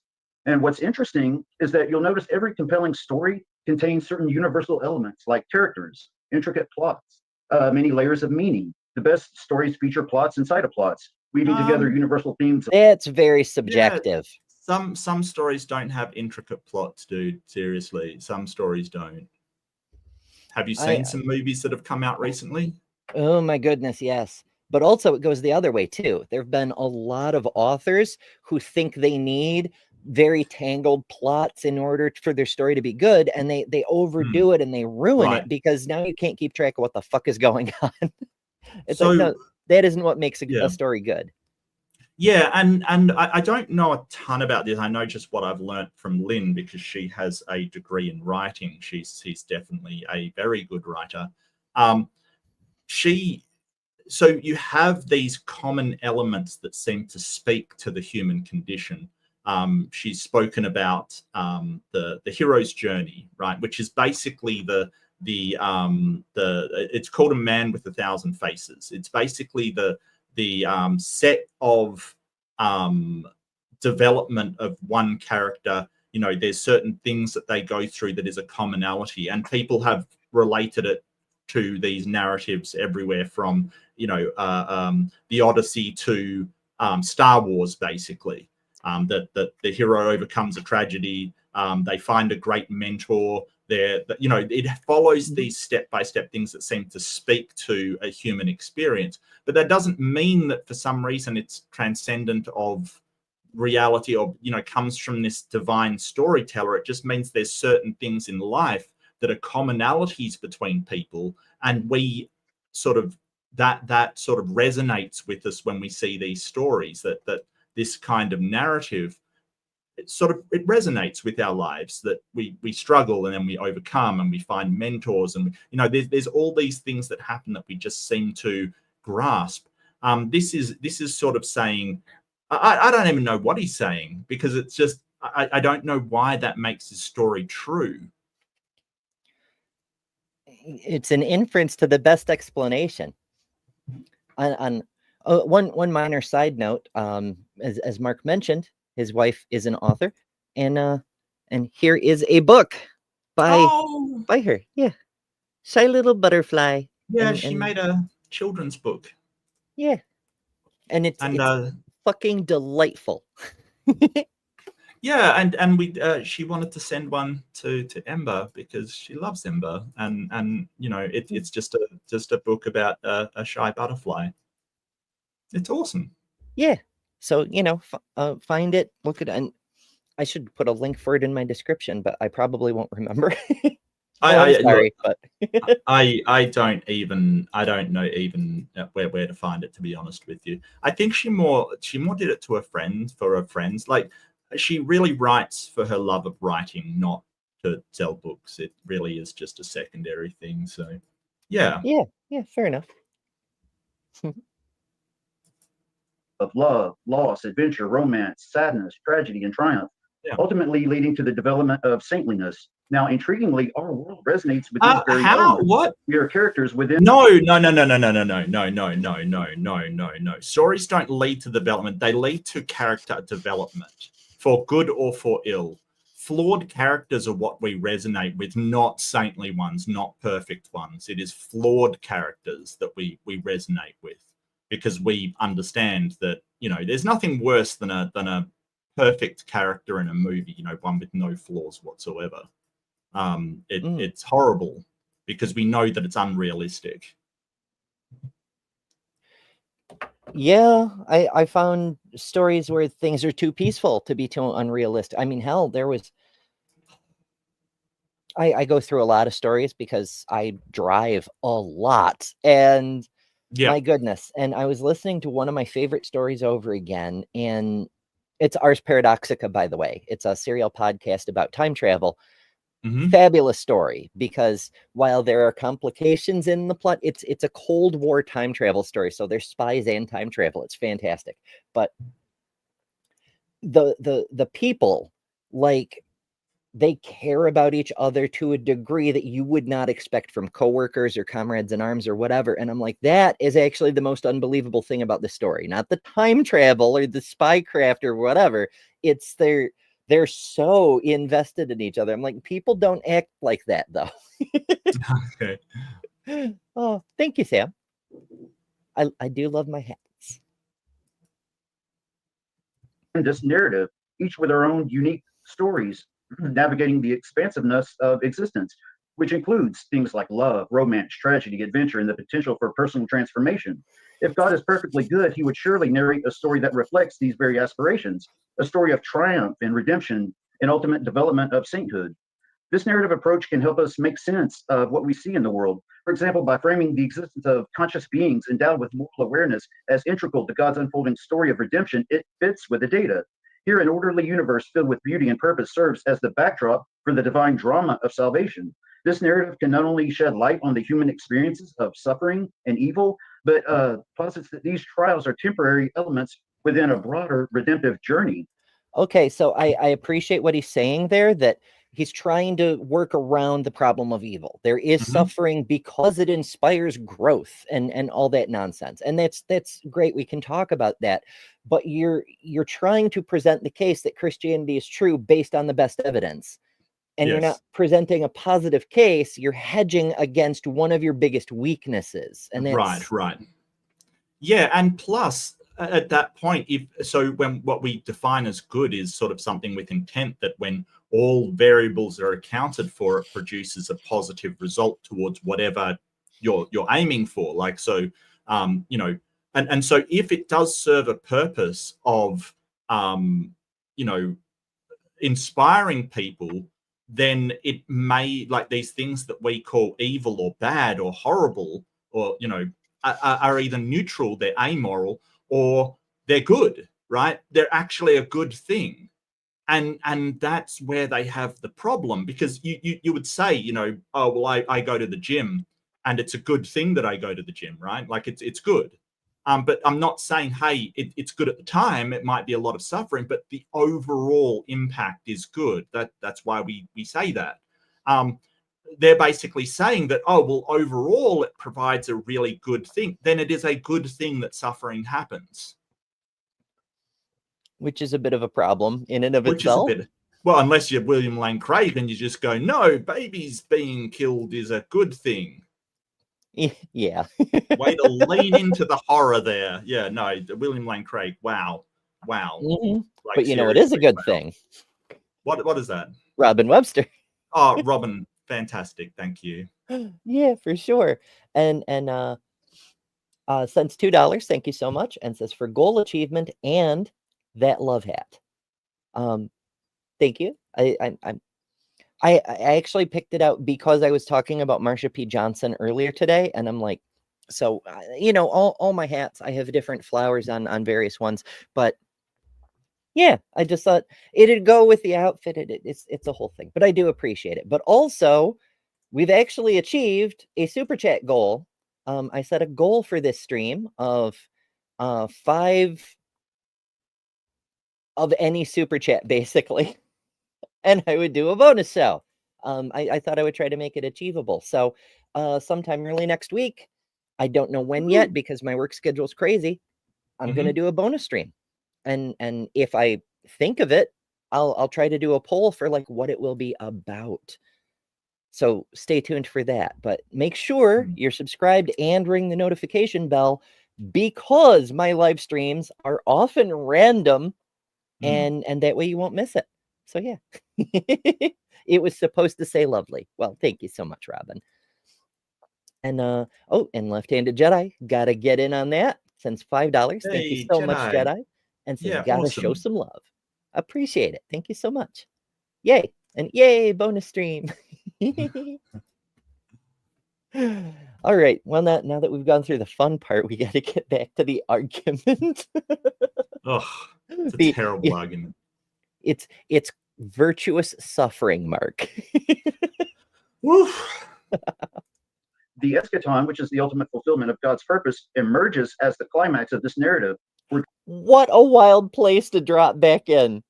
Can you imagine walking into a room and hearing somebody just going, the eschaton is the ultimate fulfillment of God's purpose? Like, what is happening here? He actually used the word climax, in fact, and that's what I found particularly funny. My bad. I have trouble with climaxes. What can I say? Yeah, you're basically saying that because the climax of the story, right? Like, because that's the real word, the most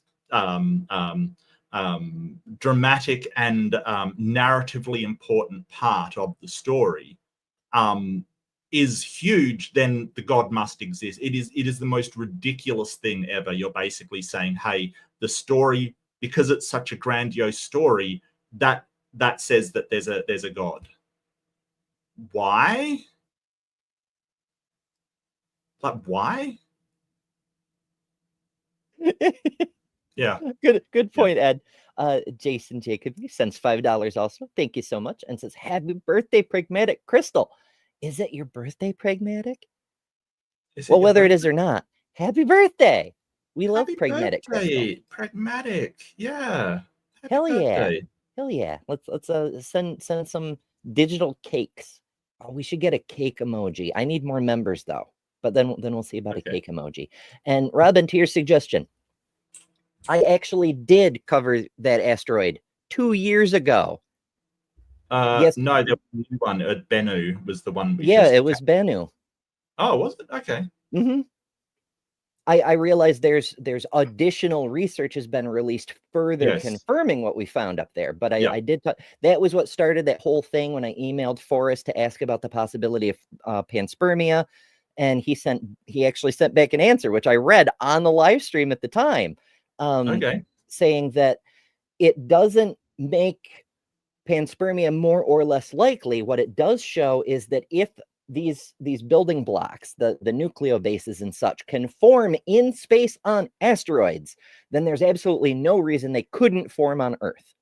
And solid point. Yeah. So yeah. God's goodness and grace triumph over adversary. The Christian story of resurrection and victory over sin and death, where all events are integrated into a redemptive whole, really highlight this well. Through this narrative lens, we find that core arguments for theism, such as the existence of consciousness, moral agency, fine-tuning of the cosmos, and the inherent beauty and orderliness of creation, integrate seamlessly into the unfolding story of redemption. These events become unsurprising when viewed in light of a grand narrative.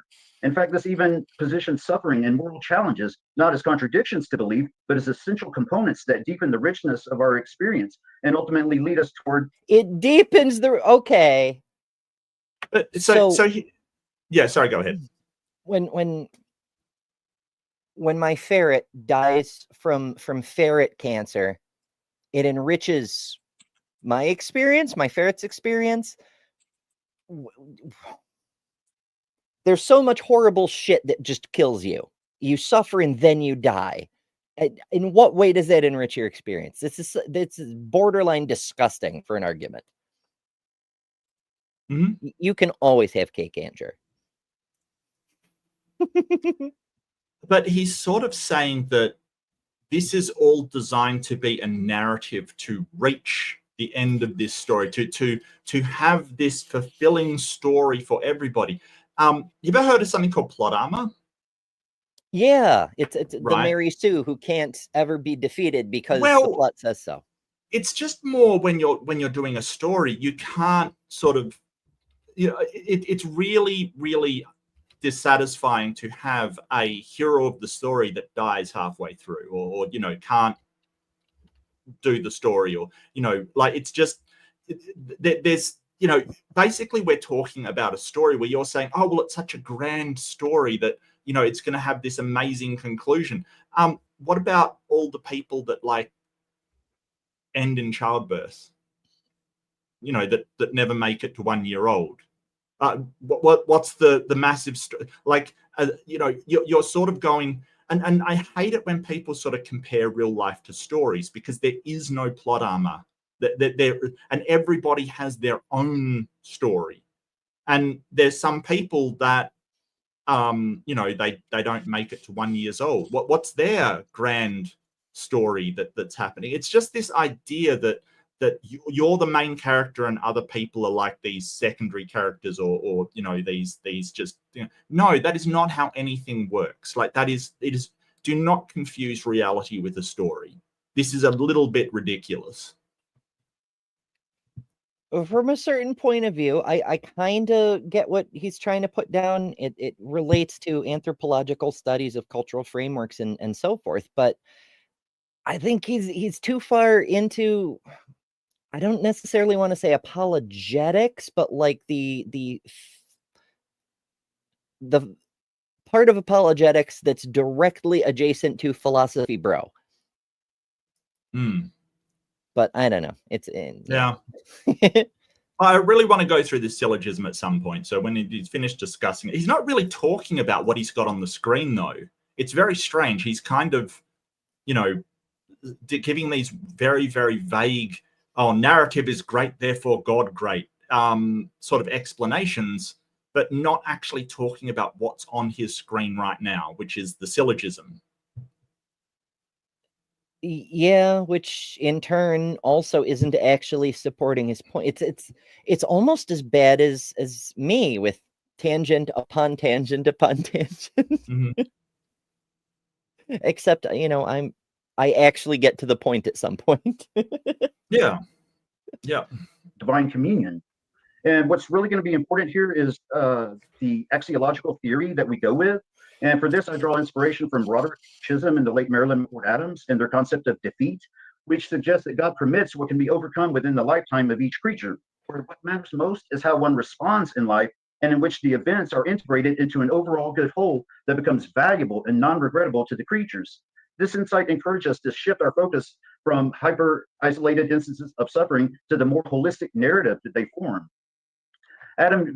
So individuals don't matter. It's the collective experience of the culture or society or species or whatever. I don't think that actually solves the problem of evil. Well, I want to go through this syllogism, right? Aiming for truth is valuable. Sort of first off, what do you consider valuable? Tentatively, I would say, yeah, sure. Like, aiming for truth is a good thing. It has value. Yes. Okay, so I don't have a problem with the first one. Second one, if aiming for truth is valuable, then generally speaking, aiming for truth is more likely to lead to true beliefs. For that's what makes it the value. I think that in general, aiming for, like, you can just say aiming for truth is more likely to lead to true beliefs. I think that everybody would agree with that. If you want the truth and seek it out, it's more likely to lead to true beliefs, rather than saying, hey, I don't care what's true, I'm just going to believe what makes me feel happy. I think out of those two or, you know, for instance, just as an example, you know, wanting to know the truth rather than whatever, you know, it seems obvious, but sure. If generally speaking, and this is the one I have a problem with, if generally speaking, aiming for truth is more likely to lead true beliefs, then some explanation of any given data, state of affairs or fact, is more probable than no explanation, other things being equal. Yeah, And I don't like that at all. Yeah, so it's sort of, no, it's not. Like you're basically saying that giving an explanation is more like, without any other data or sets of facts, that's more probable than having no explanation. Yeah, And it's saying if I can make up an answer, it's more likely to be true than just saying I don't know. And that's very, very false.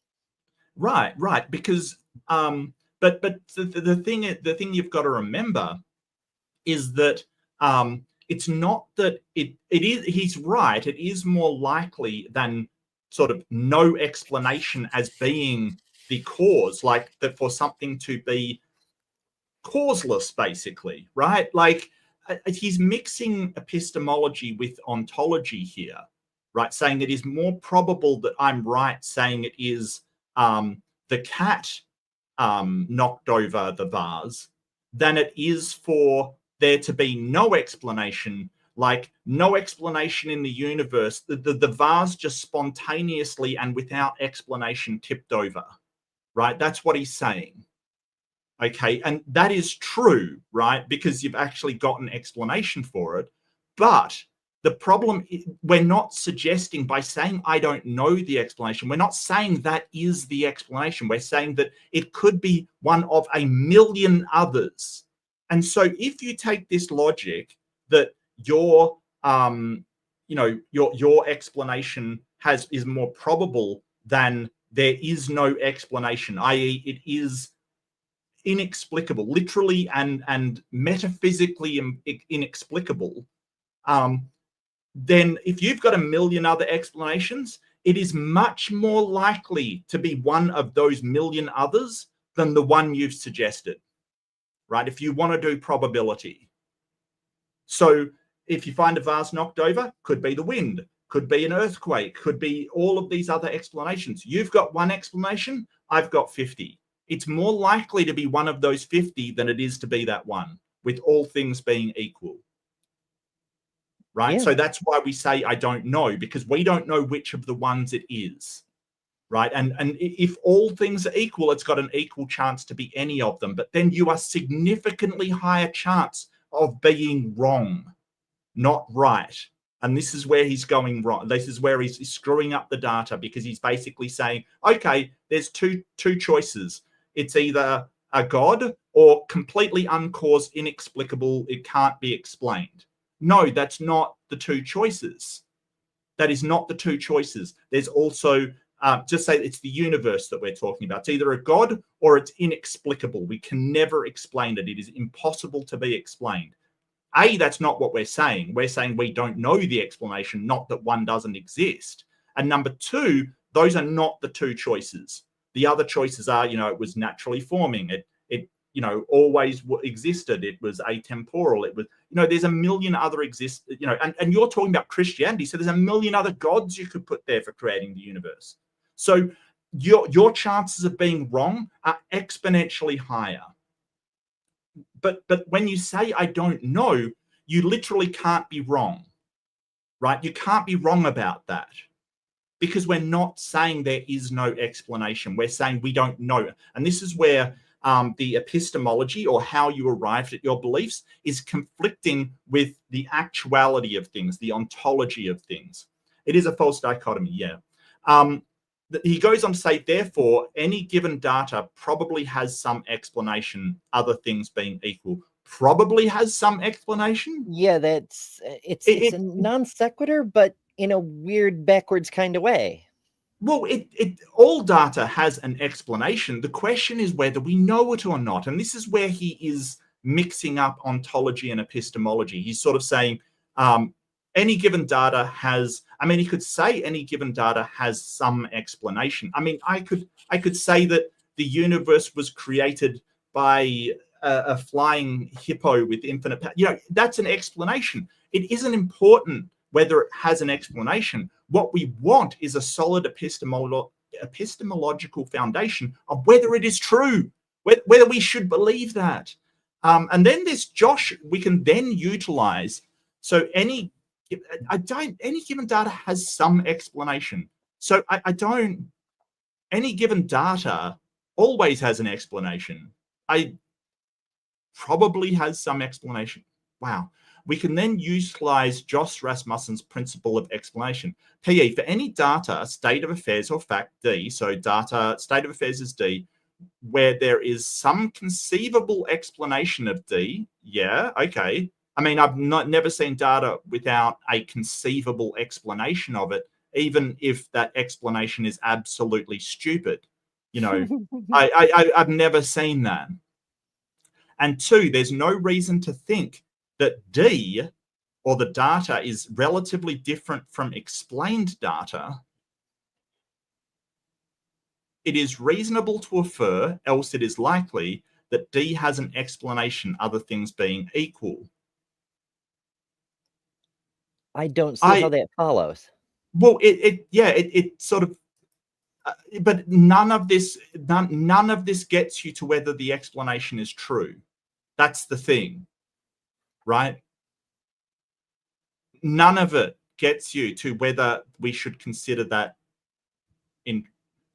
true. I don't see how that gets you to the truth of that explanation.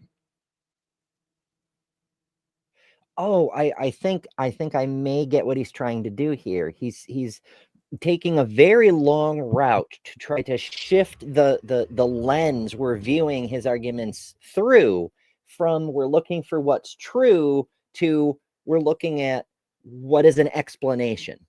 And then he'll say, oh, well, if this explanation makes sense, then it's probably true, or something along those lines. But it's a very long way to go for what could just be proposed in a single sentence.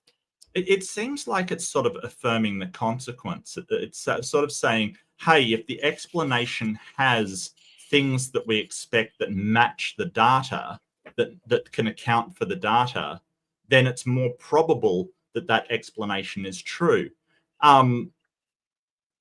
Yeah, I guess so, but not exclusively, because if anything can account for the data, it has the same probability.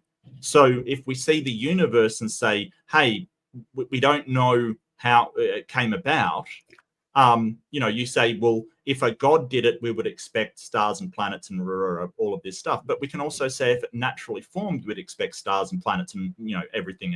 So it doesn't actually get you any, like any actual validation of one conclusion over another. It just is sort of saying, hey, if you have an explanation, it is more likely to be correct than no explanation whatsoever. And it's like, well, yeah, that's true. But it doesn't actually tell you whether your explanation is right at all.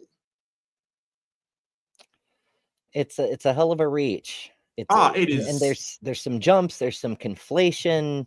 Yeah. You know, the default position is that there is probably an explanation of data. Yes, all other things being equal. The point is highlighting that unless we have some explanation for making an exception, the best explanation is more probable than no explanation. And that's not true. What is the best explanation? That's also subjective. Is the simplest the best by certain criteria? Is the most narratively compelling the best by some criteria? Like, it sounds like that's what he's angling for. The most narratively satisfying one is the best explanation, and I don't know where he's getting that from. You know, because there are things, and you know, I love this phrase that Al Gore used. I used it the other day: an inconvenient truth, like something that, you know, we hate that it's true, but it is true. And I use it for evolution because evolution has has done some real numbers on organisms going through it. You know, ask the 99% of animals that have gone extinct. But it is an inconvenient truth. Yeah. So Christians there's love their narratives, don't they? They love their stories, like narratives, and you know. Oh, well, yeah, that's sort of the core of Christianity. When I was young and I was trying to understand why so many people were so invested in this obvious fucking Santa Right. Claus myth, it's exactly as true. They would tell me things like, "Oh, but Jesus suffered and died for me," and I'm like, that's the story. That doesn't make it true. Why do you believe it's true? Because he suffered so much. But why is it true? Like the compelling nature of the narrative doesn't make it factual. Fuck. But that does sway a whole lot of people as children anyway. Ay, ay, ay. Let's see if this gets any better. Utilizes the analogy that just as seemingly broken pieces can come together to create a beautiful mosaic. Our fragmented experiences are woven together into a coherent and stunning whole that reflects the magnificence of God's creative act. By recognizing the interconnectedness of all creation through this narrative framework, we perceive how every individual plays a crucial role in the grand story of existence. This approach not only offers significant explanatory power regarding the nature of reality, but it also invites us to engage with the unfolding narrative of life. It affirms that our experiences, both joyful and sorrowful, contribute to a meaningful whole. And so during the conversation, I'm going to go over how ultimate reality can best be understood as a divine narrative of redemption and eventual triumph for all creatures. Well, that's saying it can be best understood as is many layers of subjective, but that doesn't make it true. Right. You know, we can look at a map and say this is best understood as if it were a flat Earth, but that doesn't change the shape of the planet. Yeah, it's with regards to just that map. Damn it! Oh, it's true, Beck. I am unhealthily optimistic sometimes. Ravioli, I am certain you are a troll, but I'm going to address this anyway. There's no proof of a life arising from non-life. That's just plain false. If you've ever eaten something, you've done it. You've taken non-living matter and transformed it into your own living cells. So there you go. There's that.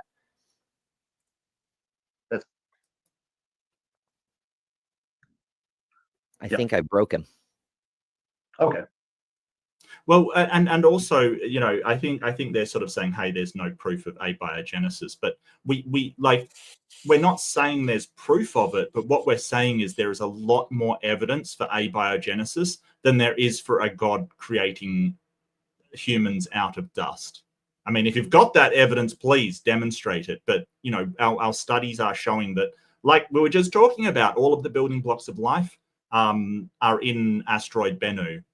That we have found all of them. So it's actually incredible, but 100% true.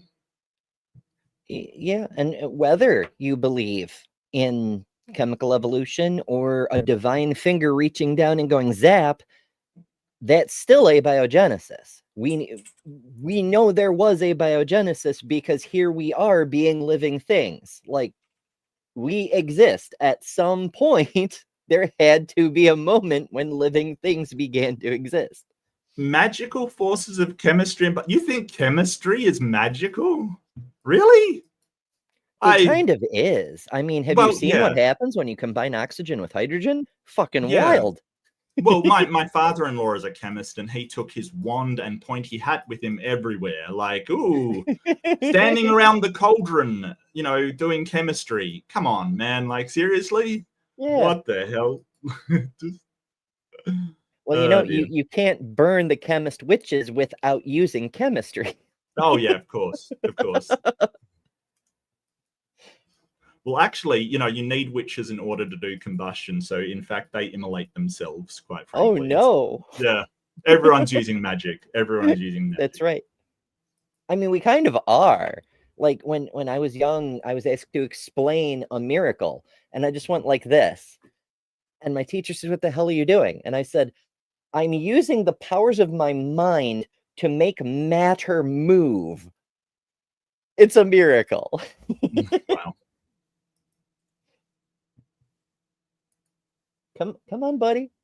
I swear it's rolling. He just isn't saying anything. Well, thank you, Ryan. For the purpose of scoping this debate, we will only be insisting that Christianity is falsified or verified on its quote-unquote core beliefs, to which we contend are the following: belief in the supreme divinity of a triadic God, Father, Son, and Holy Spirit, the resurrection of Jesus Christ, and eternal life for those who confess his lordship. There are some important second-order beliefs that we exclude from the scope of our investigation of whether Christianity is true or false. Oh, Therefore, I oh. encourage our we're just going to, sort of prevent you from talking about the young old Earth creationism, mass scale exodus. Yeah, I just ignore all of that. That doesn't matter. Yeah, we're just gonna. I mean, this goes directly against Grayson's argument about all the schisms and disagreements Yep. and things. Like, never mind all the inconsistencies and mutually contradictory positions that people get from the same biblical passages. No, never mind all that. Let's focus on the story. Well, the problem here is the inerrancy, inspiration, infallibility, or reliability of the Holy Scripture. If you take away the reliability of your holy document, what have you got? Like, what do you have if you take away that if you just basically say, hey, the Bible's not reliable, it's not, we shouldn't look to it for any answers, it could be completely false. But one of the previous ones of in scope was the resurrection of Jesus, right? So if you take away the Bible, you literally have nothing for the resurrection of Jesus, nothing whatsoever. Yeah, it's pretty fun. I like David Fitzgerald, but there's a bunch of others who touch on this whole thing. If you try to get to the historical Jesus by any other source, or even by trying to trace through the Bible into real historical events, Jesus just vanishes. There's nothing under that story. It's pretty freaking wild. Audience to not get bogged down in these listed side issues, while adjudicating these beliefs deserve discussion in the overall framework of Christian evidence. Nevertheless, differing beliefs on the periphery of any field shouldn't discount the entire enterprise. For example, the debate. He is literally going for maximum syllables. Yeah. What are you doing, my dude? Like, Bible not important, Scripture not important. Who knew? Who knew? It's just I'm a Star Trek fan. I like the word Enterprise, but there was no reason to use that there. Fair enough. Between string theory and loop quantum gravity doesn't falsify our findings in quantum physics. To falsify Christianity, we contend that these two issues are challenged, namely the evidence for the existence of God and the bodily resurrection of Jesus as signifying the Christian God's existence. Now on to the resurrection of Jesus. Regardless of whether anyone asks, we're just going to zoom right past that. They've already chucked out Scripture as being reliable because they won't discuss it. So what have you got for the resurrection of Jesus? Maybe we'll get into that somewhat. It looks kind of apologetic-y to me. A little excuse-egetics coming on, perhaps. Well, the criterion of embarrassment, the criterion of dissimilarity, these criterions are just ridiculous because, like, the criterion of dissimilarity says, oh, because they weren't the same, it's more likely to have happened. Like, no one uses that for anything else anywhere else. Right. If people did write them down at the same time, you may, and that's a stretch, you may have a point, but they weren't. They were passed around as stories first. So, this criterion from dissimilarity, it could have been something somebody made up and changed over time. It could have been a real event that changed over time. I see no reason why that dissimilarity would point to it being more likely to be an actual event that happened. I see no reason behind that. I know. I'd try that in an elementary school situation too. So another story from grade school. I'm just full of these today. I was a rule breaker, as you might expect. I sold bouncy balls there was a bouncy ball machine at the local grocery store where you could get a bouncy yeah. quarter. And I Mhm. would sell them for 50 cents. And then the kids would bounce them, and then the teacher would take them away, and they'd bring me another 50 cents to get another bouncy ball. It was a fantastic business. I got Right. so many quarters that at one point in 4th grade, my mother asked me if I was selling drugs. I said, Mom, kids do not buy drugs with quarters. Mhm. But that's a tangent on my tangent. The bouncy balls, it was a bit of a racket. Nobody ratted me out because they knew they'd lose access to the bouncy balls if they did. If we got caught and everybody lied, and I tried to tell the principal, well, the fact that all our stories are different, that makes them more true. Yeah. Not a chance. Mhm. You know? Like, what does this mean? Pertains to belief in the resurrection, any rational inquirer must explain the data surrounding the early Christianity phenomena. If it is the case that Jesus rose from the dead, then we are on good grounds to posit a Christian religion as an explanation. Our tested, tried, and true historical methods must likewise be also applied to early Christianity. Let's start off with the source-critical gospel arguments in order to go over all the relevant data. This is a long intro Testament- for a 2v2. It really yeah. is. I mean, he technically does only have 6 minutes, but wowzers. Yeah. As historical reportage asserts that the Gospels aim to faithfully report historical events, teachings, and actions of Jesus, rooted in eyewitness testimony or reliable secondary sources. Now, we won't get into all the details of that. You can see many previous other Yeah. streams on both our channels. They're not eyewitness testimony. They No. just take my word for it here. Check the And- sources. They're not.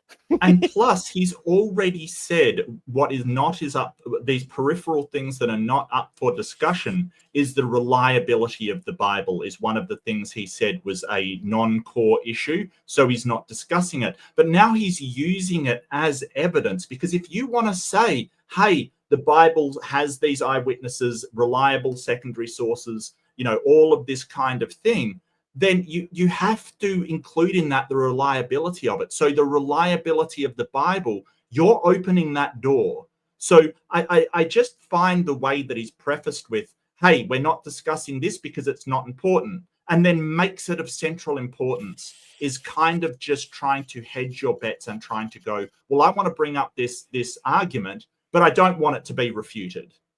So let's just say that up front. It's not important, so we're not going to discuss it. Then don't bring it into your argument if it's not important. Why is it in your argument if it's not important? Yeah, we're just Because it is important. Yeah. It's critically important that the Gospels accurately describe the resurrection story. So it is critically important that those books are accurate. I don't know what to tell you. Yeah, and it's gonna get worse. Oh, The Gospel's Yay. authors were serious historians who intended to convey factual accounts with integrity. If it is seriously the case that and I mean, I'll grant him that whatever the fuck model he's referring to, the historical reportage model, maybe the model regards the gospel writers as serious historians. That may be a true statement, but then the model is critically flawed because Yeah. they are obviously and evidently not. Like their intent is to be mythological. Yeah. Mark, which the other 3 canonical gospels copied from, Yes. is written in the exact format and formula of Greek mythological stories. It is a built legend, and there's so much more to it than that, like the fact that the Mark story hinges on the empty tomb. And Paul never mentions the empty tomb, almost Right. like it was made up after Mhm. Paul, but that's a whole thing. Yep. The point is, they are clearly mythological, and while we can't rule out that they could contain real historical information. I mean, there's a fictional play about Julius Caesar, but he really existed. Yeah. To say that the gospel writers are serious historians whose main purpose is to convey factual accounts with integrity, not a chance. That is No. just plain false. no serious historians consider the Bibles to be history book, or any religious text to be a history book. They consider it to be an important document. There's no doubt about that, but it is not a book of history. No more than Shakespeare's plays about Julius Caesar. Right. I mean, right. hell, they're in some ways more historically accurate. No and that more was than not his objective. No more than the Quran or the Bhagavad Gita or any of the other religious, the Buddhist scriptures, any of these books. They weren't intended to be taken down as history. The gospel authors were in a position to know the truthfulness or falsehood of the events that they attest to, then the probability of the reliability of the New Testament in reporting facts accurately, namely when it pertains to the resurrection and miracles, is raised. By contrast, we do not raised compared to what? You know what? I will grant you it is 50% more likely than the 0% you started with. Well, what's a 1.5 times 0? Let me think here.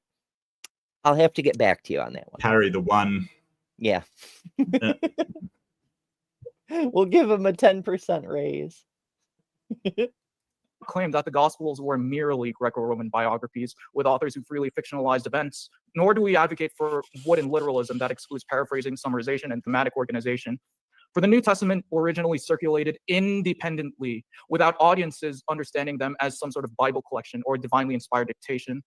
These data points are important in assessing whether or not Jesus rose from the dead. We cannot rule out these sources as biased propaganda, similar to how we don't rule out eyewitness accounts of the Holocaust, Greco-Roman history, or the American Revolutionary War as needing to be corroborated by some disconnected third party. But there are disconnected third parties corroborating all of these things, including sources biased in the other direction.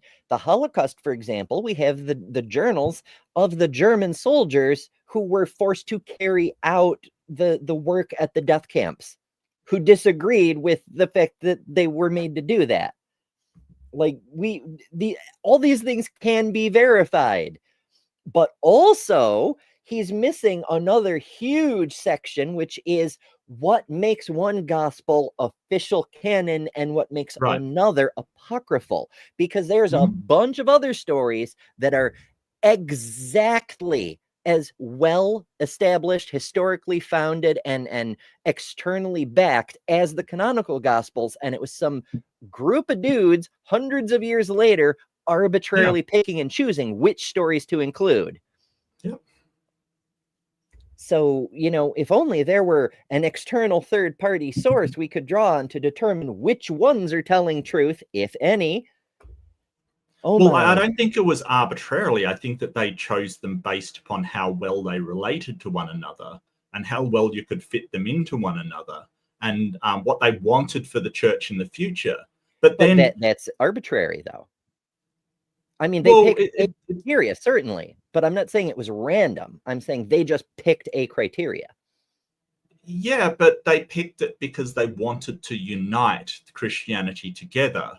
So arbitrary means you pick something that has no point whatsoever. You just arbitrarily decide something. But they picked it with the intention of making a cohesive book out of it that could be used as the template for all of Christianity. But the problem is, then today they go, well, look how well they suit. They fit in with one another.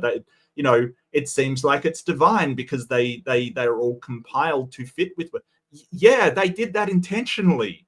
If you add the stuff they left out, it doesn't seem that way. That's the whole point. They're using what the compilers intended to do has evidence for its divinity while leaving out all the other stuff. So it's kind of this, manufacturing your own evidence kind of thing. I'm so hungry. People keep mentioning food at me. First there's cake, now there's potatoes. Oh, no. And I actually did eat right before the show, so we're good. It's my thing lately. I'm so hungry. Oh, that's okay. Oh, dude, I stress eat occasionally, mate. I really do. I stress eat occasionally, and it's just like, yeah, terrible. It's we work with what we've got. Accounts, ancient and modern, have an agenda. Here are some of the internal and external clues that may indicate the trustworthiness of the Gospels. These are not by any means all exhaustive, but a lot of them have to do with the idea that they have had to have been eyewitnesses close to the events portrayed. Yeah, we again, we know that one's false. Hell, half the Bibles printed today have little header notes saying that they are not eyewitness accounts. The Bible says they're not eyewitness accounts. So just get over that one. That's leaving out the stuff we know was interpolation or added by the early church, like the long ending of Mark. You know, most Bibles have a thing saying, hey, this wasn't in the original text, you know, because we found Dead Sea Scrolls and they weren't in the, you know, all of this has come out. And I think the Bible really has taken a battering to its credibility in the last, you know, 100 years or so. Oh, for sure. As for the Spider-Man fallacy. Oh, we're not going to cover any of the rest of those things? I want to go back a second. Damn it. I just want to go back a second. Where we are. I need a different browser thing that lets me go back like 4 seconds or something. Oh, it isn't going to do it. Oh, shit. I had it and it's gone. Why? Okay. Like all these other things, he's probably running out of time, so I'll give him some credit there. But like all this other stuff, you know, onomastic congruence. I had to look that one up. That's a new word for me. Onomastic means relating to the study of the history and origin of proper names. What the fuck could that possibly mean in this context? Onomastic congruence. What the hell? Yeah, geographical accuracy. Jerusalem exists, therefore Jesus. Historically veridical events. Like what exactly? The sun disappearing for 3 hours during the crucifixion that no one else, including the historians in Jerusalem at the time, noticed? That sort of thing. Cultural and religious practices. That's very vague. We'd need more information on that one. There's a lot here that I would have really liked to dig into more than the fucking word salad we got in the first part of the presentation. But right, you know, whatever. Well, apparently, onomastic congruence is a pattern of names in a text that reflects the people and events of the time and place it described. It's a characteristic of historiographic biographies from the early empire, which sort of early empire Rome, I presume that they're talking about. Significant, what are the characteristics of onomastic congruence? A significant number of proper names, high level of detail in proper names, patterns of proper names that reflect the situation, names with qualifiers or nicknames. Yeah, so basically it's used to say, hey, it's more likely if all the names are correct, basically, you know, and that's fine. Like, we don't think that the authors didn't live in the region and around historically the same time.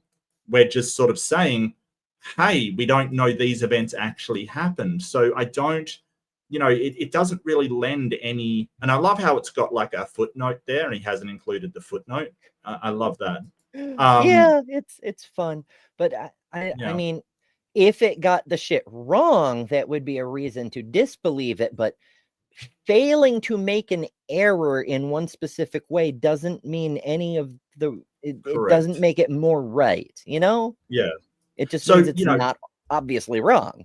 And there's things that are correct in the Bible. We know that Pontius Pilate was the governor of that region at that time. We know all of this stuff. You know, we know that Jerusalem was a place. We know the Sea of Galilee was there. You know, it describes things that were actually there. But that doesn't mean that everything happened as the authors described. It doesn't. So, you know, you know, it's like saying, who was it when 9/11 happened? Who was it that said Muslims were laughing and dancing in the street? I think that was that Trump. Was that Trump who said that? I don't recall. I know it got repeated a lot. Yeah. Tucker Carlson made it his favorite thing for a while. Yeah, just because I'm just pointing out, just because the narrative has New York and the incidents of the Twin Towers doesn't mean that everything in that story is true, right? Yeah, absolutely. I think it was Um, Trump that said that Muslims were dancing in the streets, kind of thing. And think yeah, it was and him. Fox News showed a video from a completely different incident Yeah. because they're horrible people. While Yeah, you're it was looking that Trump. up, we have a Grayson in the chat. When you catch up to the present, hello Grayson. Hey, Grayson. He's watching from the beginning, so it'll be a while before he gets to here. Oh, if you want to come in, just let us know. I probably should have sent you a reminder that we were doing this, to be honest with you. And I'm so sorry, mate. It's just I've been all over the place lately. It's totally my fault. Nothing to do with Ember. I've just been. No, it's I all don't know. Ember's fault. I think no. Look, I do have ADHD, and it's really been kicking my ass lately. I've been struggling a little bit, and that's not an excuse. It's just a thing that happens, and I'm so sorry. Look, you want to come in? Just hit me up. I will keep an eye out on my Discord, and yeah, no problem at all, mate. Left-handed Jedi says a posteriori is a new thing I learned and explains apologists perfectly. I enjoy that. Yeah, it's pretty badass. Yeah. A posteriori, yeah. Goodness. There's so much chat. I can't. I apologize, folks. I can't keep up with everything going on. But I appreciate y'all. Yeah. The idea that they have had to have been eyewitnesses close to the events portrayed. As for the Spider-Man fallacy, unlike in the modern world where we are free to Google any fact to our convenience, this graphic is just it's just ridiculous. And it doesn't really address the actual crux of the argument. He's referring to Matt Delahunty, and basically Matt Delahunty does the same thing that I did with Trump's story about Muslims dancing in the streets and cheering 9/11. By Christian logic, Spider-Man is real. So basically he's saying just because there's a comic of Spider-Man that has accurately, different people, has celebrities in it that are real, and has New York that's real, and buildings that were actually in New York at the time and maybe still are, doesn't mean that the story of Spider-Man was real. And I don't, that's not what we're saying. By Christian logic, Spider-Man is real.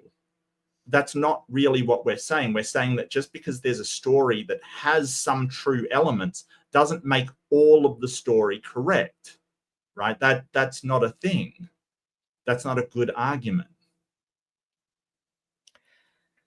I'm just enjoying the fact that as Spider-Man's cursed skull notwithstanding, the fact that the I don't know if that's supposed to be an atheist or a Christian, but he's wearing a fedora. And as it's you know, supposed to be an atheist. I am a sucker for hats. So yeah, I know. The meme. So there's these Christian memes, and the Christian meme, one of them is like the atheists wear fedoras because they're so edgy and cool, kind of thing. And it's like, have you met atheists? We're pretty much dorks all the way down. Look, this isn't even Spider-Man. That is clearly Spooderman. Yes. So he doesn't even understand the meme of Spooderman. I was just impressed that the spider has the correct number of legs, honestly. That is quite impressive. I mean, to his credit, it's not an AI image. The atheist true. has the right number of fingers. Yeah. No way. But yeah, this is sort of an ad hominem that the atheist is a neckbeard, fedora wearing, person, but he's not actually addressing the argument at all. It's a substitution for an argument. Yeah.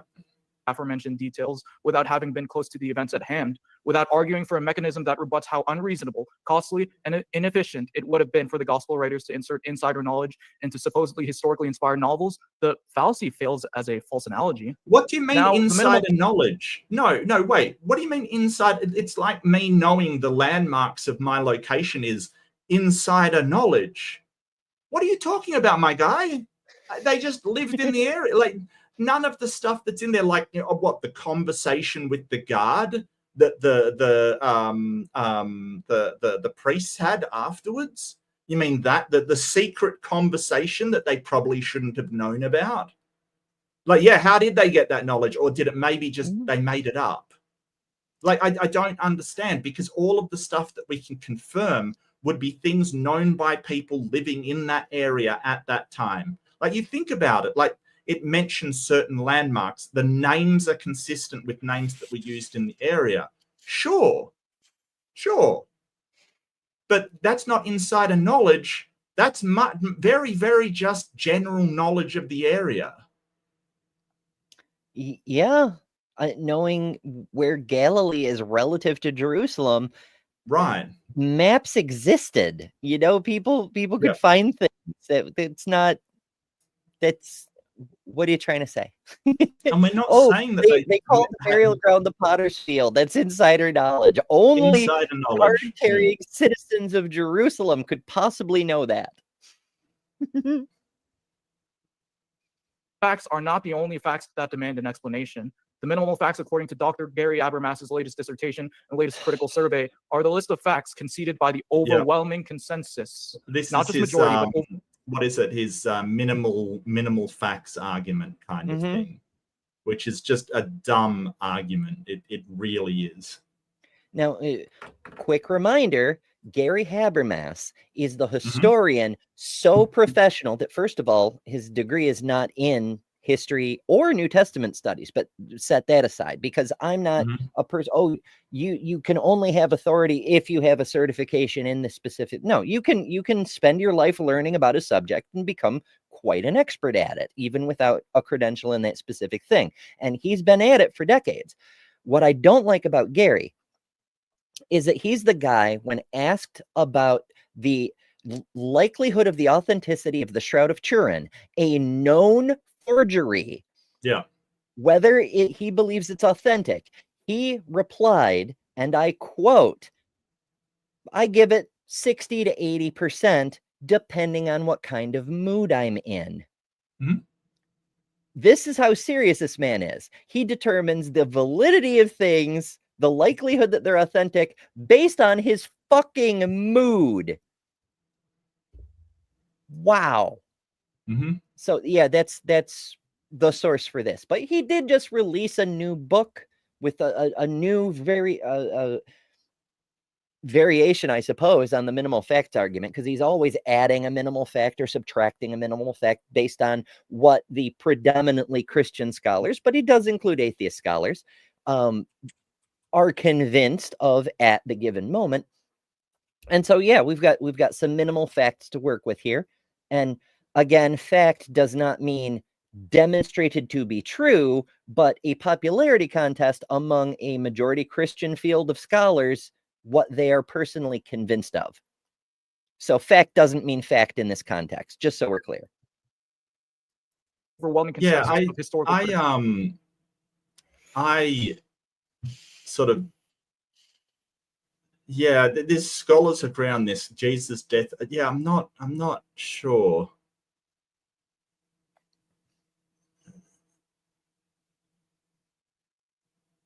The which what now? Yeah, I'm not sure all scholars agree that, like, some having been martyred. We only know of one person that was maybe martyred. Like, he seems to be putting a lot in here.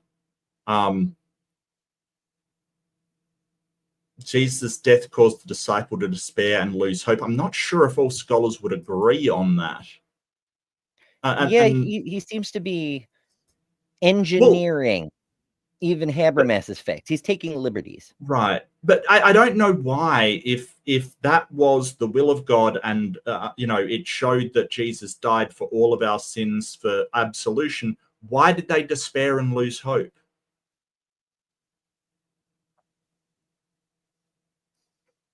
They didn't believe in him until he gave them proof.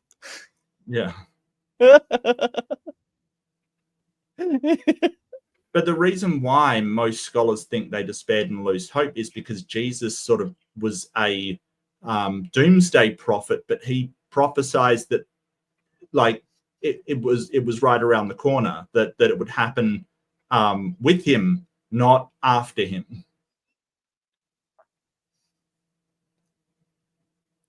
Wait, Like he would be alive for it. It was coming. He would be the Messiah that would do all of these Oh, things. yeah, right. So- Because there was no expectation, as Bill Craig points out, there was no expectation of a dying Messiah. The Right. fact that he died showed, Was a based on biblical surprise. prophecy, he was Mhm. not the Messiah.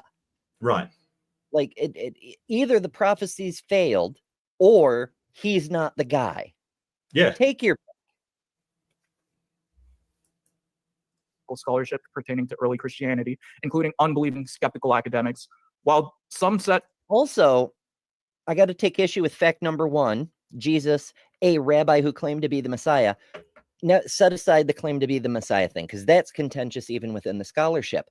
Jesus was not a rabbi, at least according to the Gospels. After he cured the leper in Mark, or in Matthew, he healed the leper. He told the leper to go to a priest, because Jesus himself was not a priest. Mhm. According to Jesus, Jesus was not a rabbi. But details.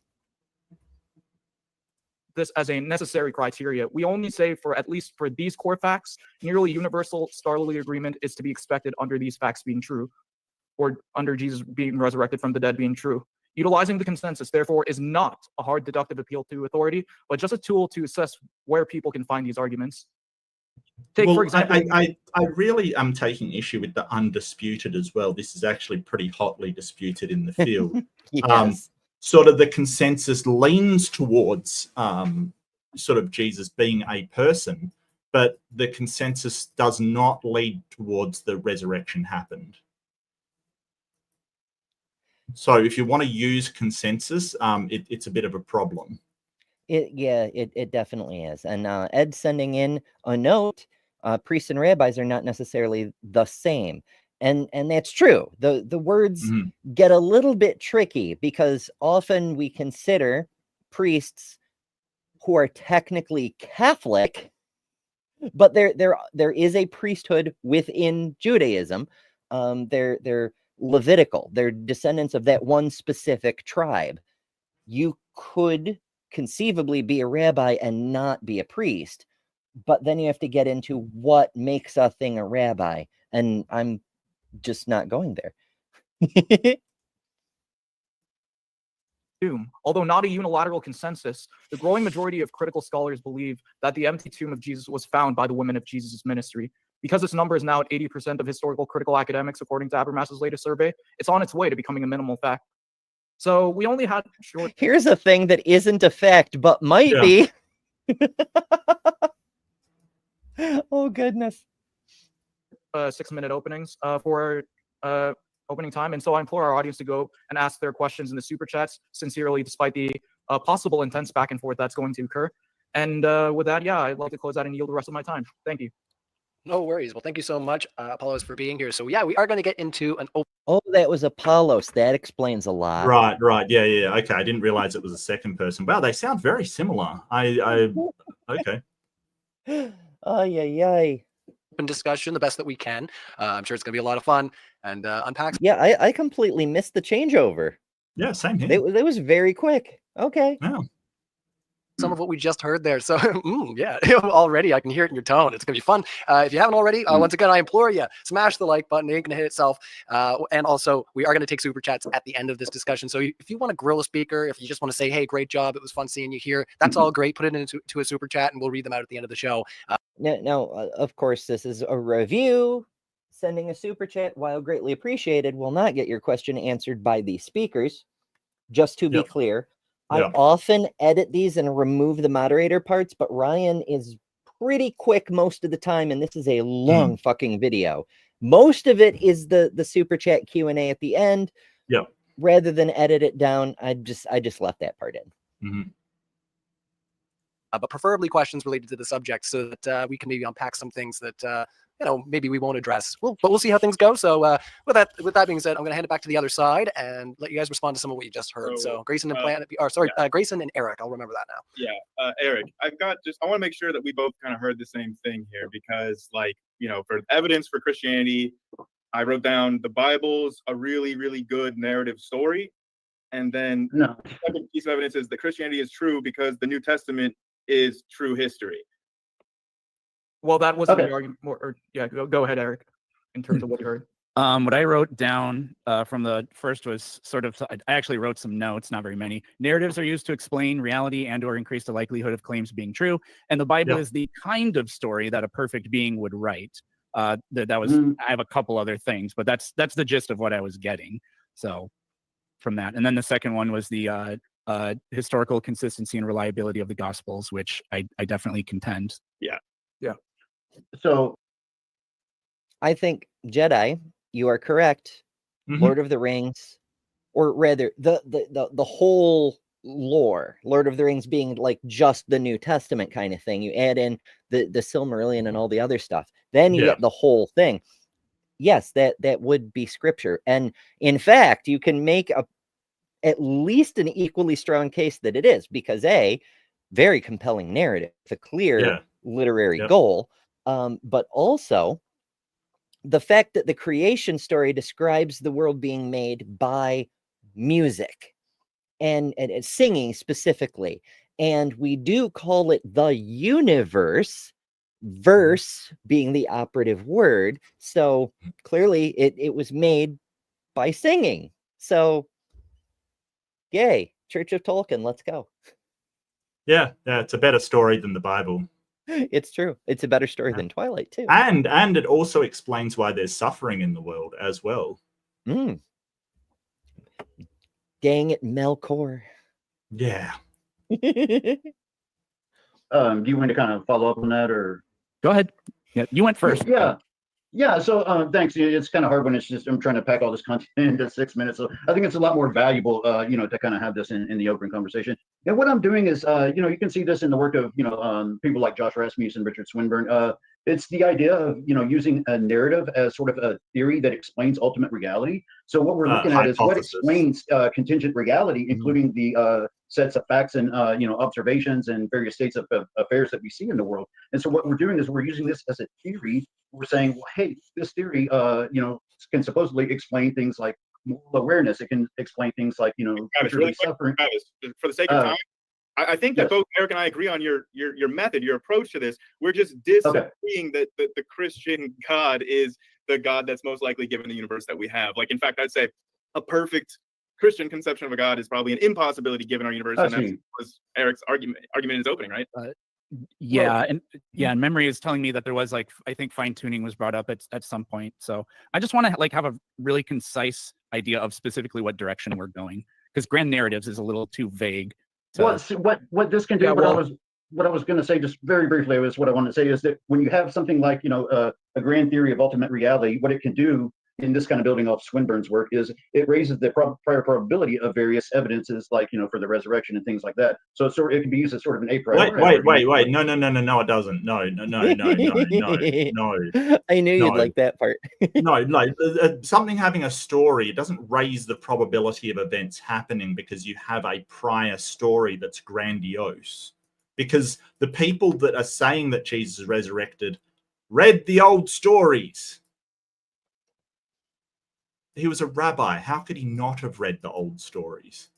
So if they sort of fit the old stories, you can't then say, well, there's this grand story and it seems to fit what it said. No, he read it. He would be aware of it.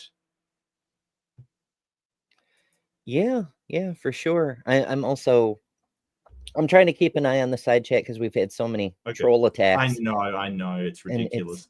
I know. Our poor I guess to simplify why that's a terrible argument, it's basically your fan fiction doesn't make the original story any more true.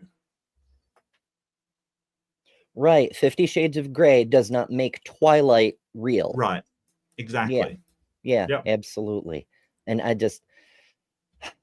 Yeah, like Alex Markel says, the fact that C.S. Lewis, because we were talking about Tolkien, somebody brought up C.S. Lewis, and Alex says the fact that C.S. Lewis is known for children's fiction and not his apologetics should tell you all you need to know about how compelling they are. And we've done shows specifically on that. I took one of his very best arguments according to apologists and reviewed it, and it centered on the chicken and the egg problem, although he used an owl in an egg, but whatever. He said the fact that the owl lays the egg and the egg creates the owl, and it goes round and round and round.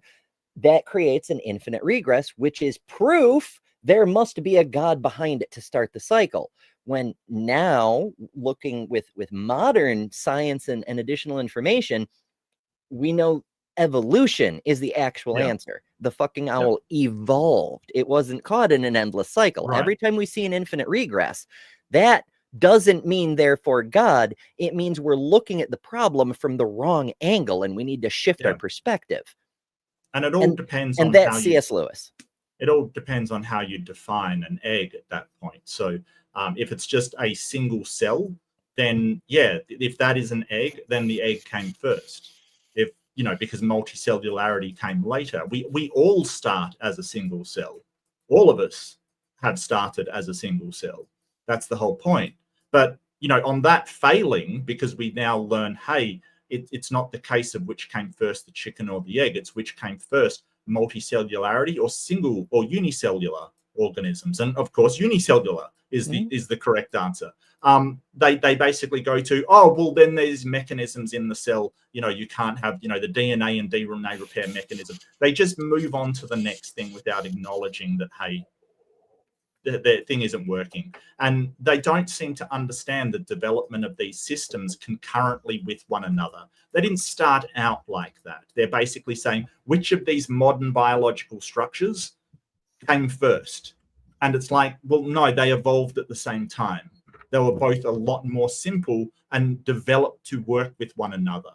It wasn't like they were working with one another to begin with. They were apart, and then they started to work with one another. And this is where they don't seem to comprehend the idea of concurrent sort of evolution of systems. And that kind of touches on the main difference between theism and skepticism is, as Travis pointed out, saying I have an answer is better than saying I don't know and continuing to look for an answer. Yep. Saying I don't have a conclusion, therefore God, whereas the skeptic is like, I don't believe any of this shit. I'm going to keep looking. Yeah. And sort of, so I just want to point out, you can say, oh, infinite regress is something like, a symbiotic creature, right? That if we need sort of mitochondria to survive and the mitochondria needs us to provide it nutrients, then how do we exist, right? It's an infinite regress, okay? But it's not, because we know that what happened was with endosymbiosis that one organism ate another and couldn't get rid of it, couldn't digest it, and ended up working with one another. But they could live independently. But what happens with evolution is all the stuff that allows them to live independently, because working together is so much better, it kind of just drops off. And so you have an organism that is completely dependent on each other, but there wasn't an infinite regress. Yeah, it's a neat trick, and it's always a matter of perspective, and when we run into things like that where it's, oh, isn't it, there's an infinite illogical thing, therefore God, no, therefore you're looking at it wrong. Or something like, isn't it a miracle how our hands evolved to perfectly fit our gloves? Yeah, you're looking at it backwards. Yes. That's your sign that you're looking at it wrong. Increase the probability.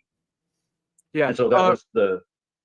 Yeah, and earlier, Sorry, go Grayson, earlier you mentioned that the track record for atheism, given things like scientific discoveries and Planet Peter. Okay, so Travis says Christian, Apollo says Christian, Grayson says atheist, and Planet Peterson says globe. Yeah. I kind of love that. Accurate. It's true. But I love that. And granted, they've been doing the opening, so we didn't have the full display up, but it just, I didn't even notice that. That's hilarious. It's tickled. they just probably reused a graphic and didn't change it. That's hilarious. Yeah.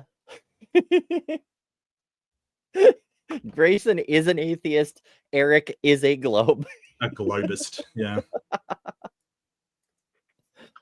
is better than appealing to religious ideas.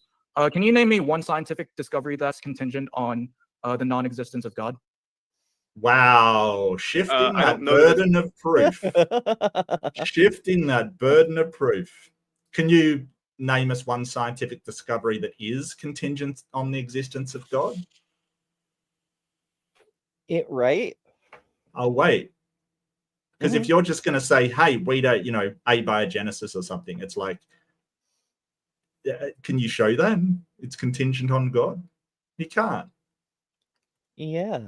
Oh, that's ridiculous.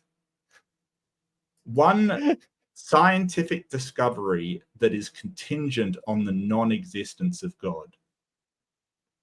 I don't even know where to start with everything wrong with that statement. Well, It seems like in a a way, precept kind of thing. every scientific discovery, right? Because the nature of science requires repeatability.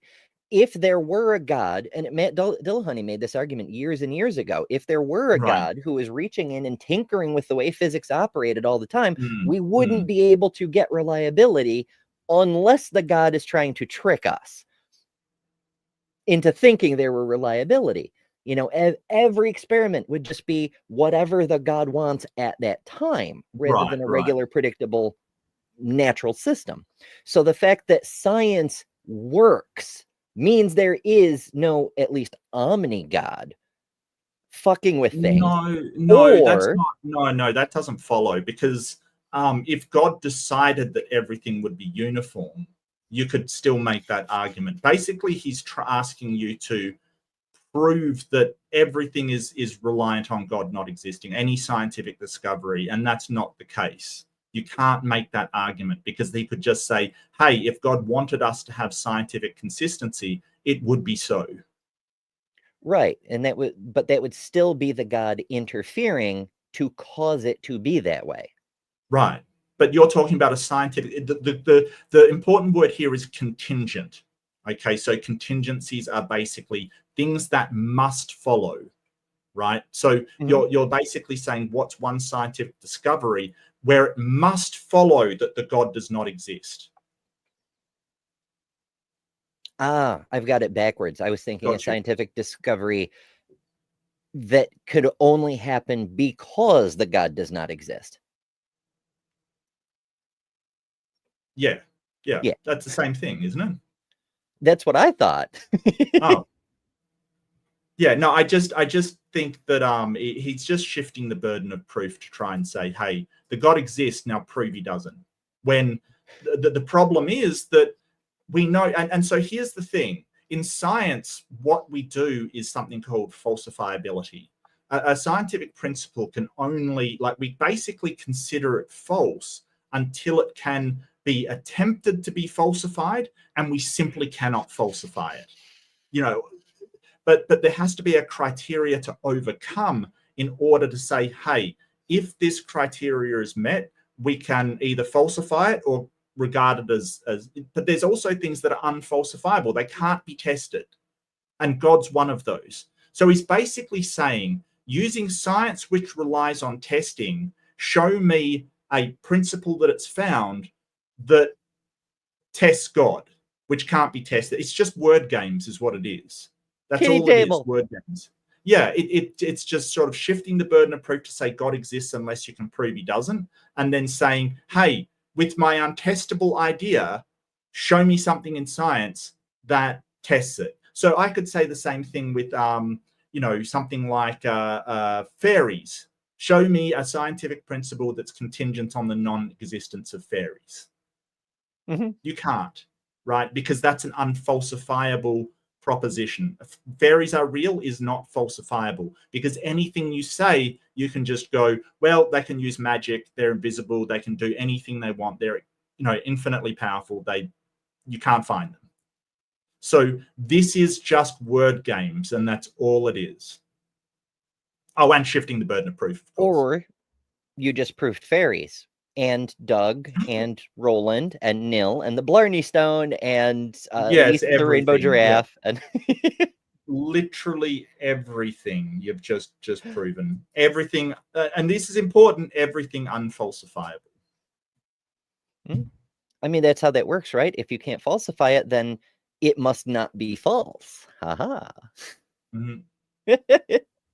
Necessarily even like a requirement in this instance, right? Because as we clarified about what evidence is and which side has the evidence, evidence is just information that increases the probability of one conjecture relative to others, right? So in such a case, like we have a universe with gods and a universe without gods.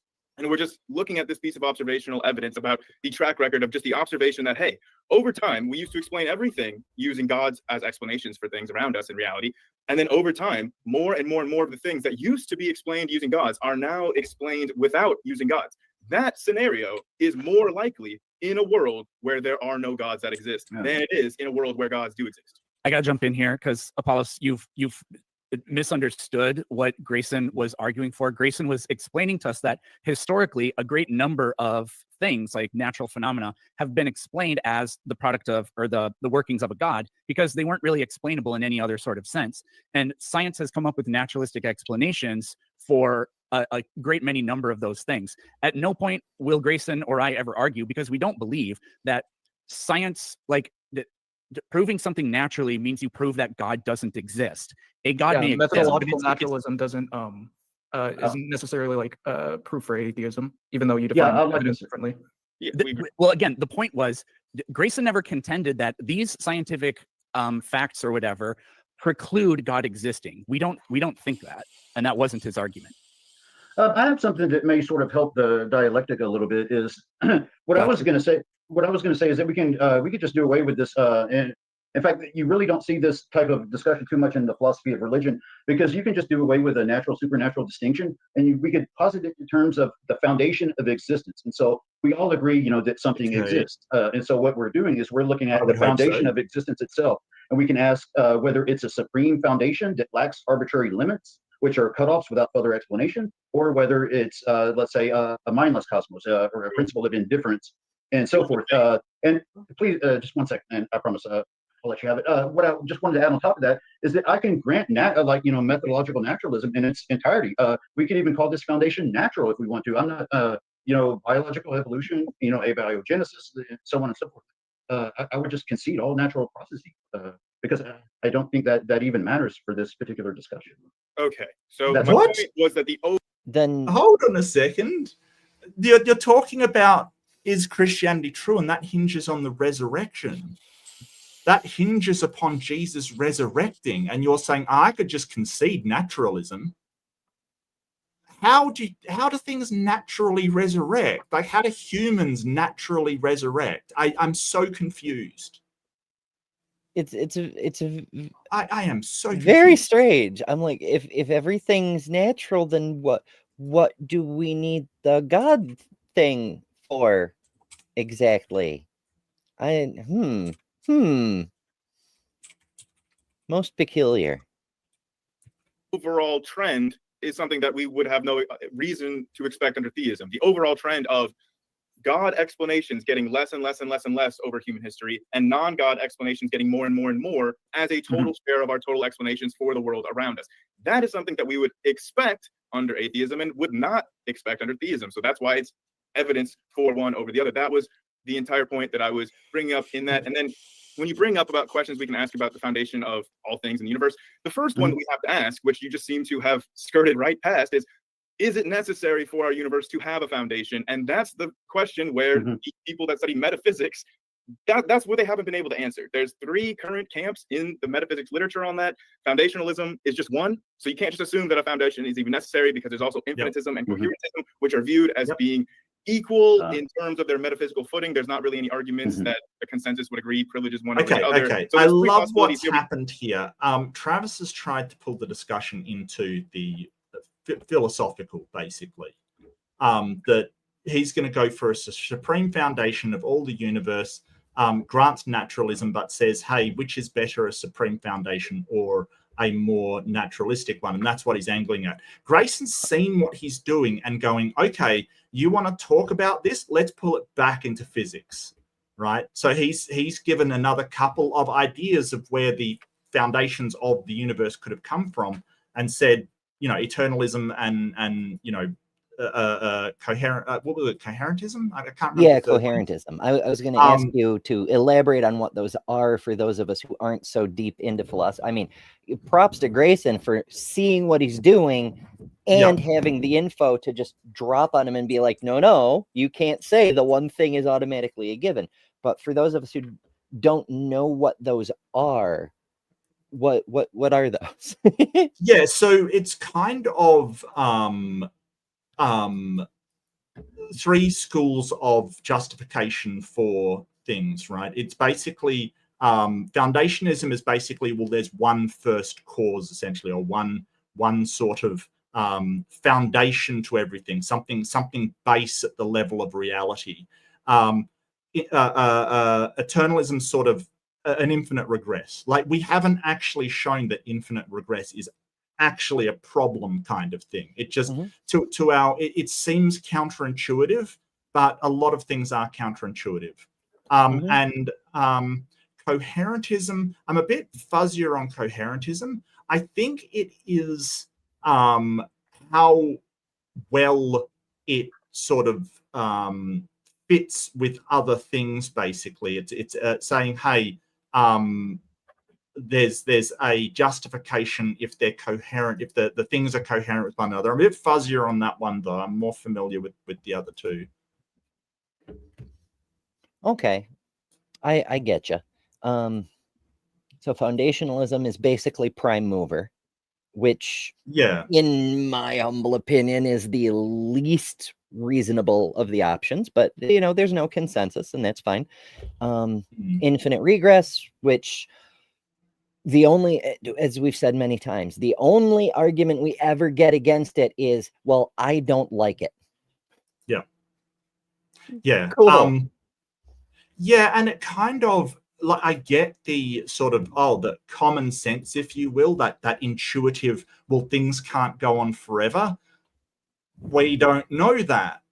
Like, it seems, because our lives and our awareness and everything is so limited, it seems like to us that nothing is unlimited.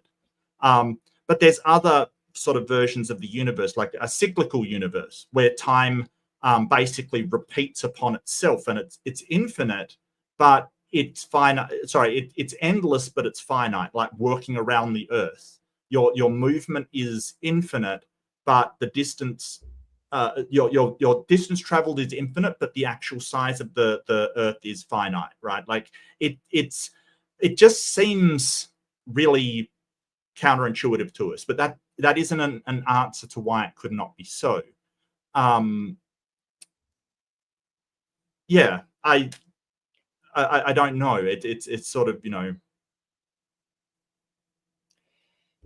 Yeah. So I looked up coherentism. It is one that I have actually heard of before. It's right. the idea that where foundationalism is beliefs are justified if they're based on a set of self-evident beliefs, the brute facts are the foundation stone sort of thing. Coherentism is a belief saying a belief is justified if it's part of a coherent system. So beliefs are tested in relation to other beliefs, is all that is. And as Ed correctly points out, you can have foundationalism with many prime movers, but our theist friends don't like to open up that particular can of worms. Right. Can't just assume that there has to be some sort of foundation to being, right? An assumption without a good reason. Yeah. So I can agree with you 100%. Although that's not quite the argument I was going with, but I agree that we can't just assume anything. And so when we're looking at the foundation, what I meant here is whether or not there is an explanation that makes sense of the totality of existence. So it's not necessarily that a theistic foundation or a natural. What we're saying is that the explanation behind existence itself. And so if you want to push back and say, well, I don't think there needs to be any explanation, then I think that would be a good time to kind of get into the slides where we can start getting into the principle of explanation and so on.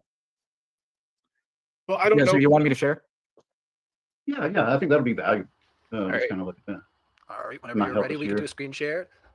This is going great, This is great. Yeah, so I guess we'll go in order and kind of run through the first two. Actually, start with the other one first.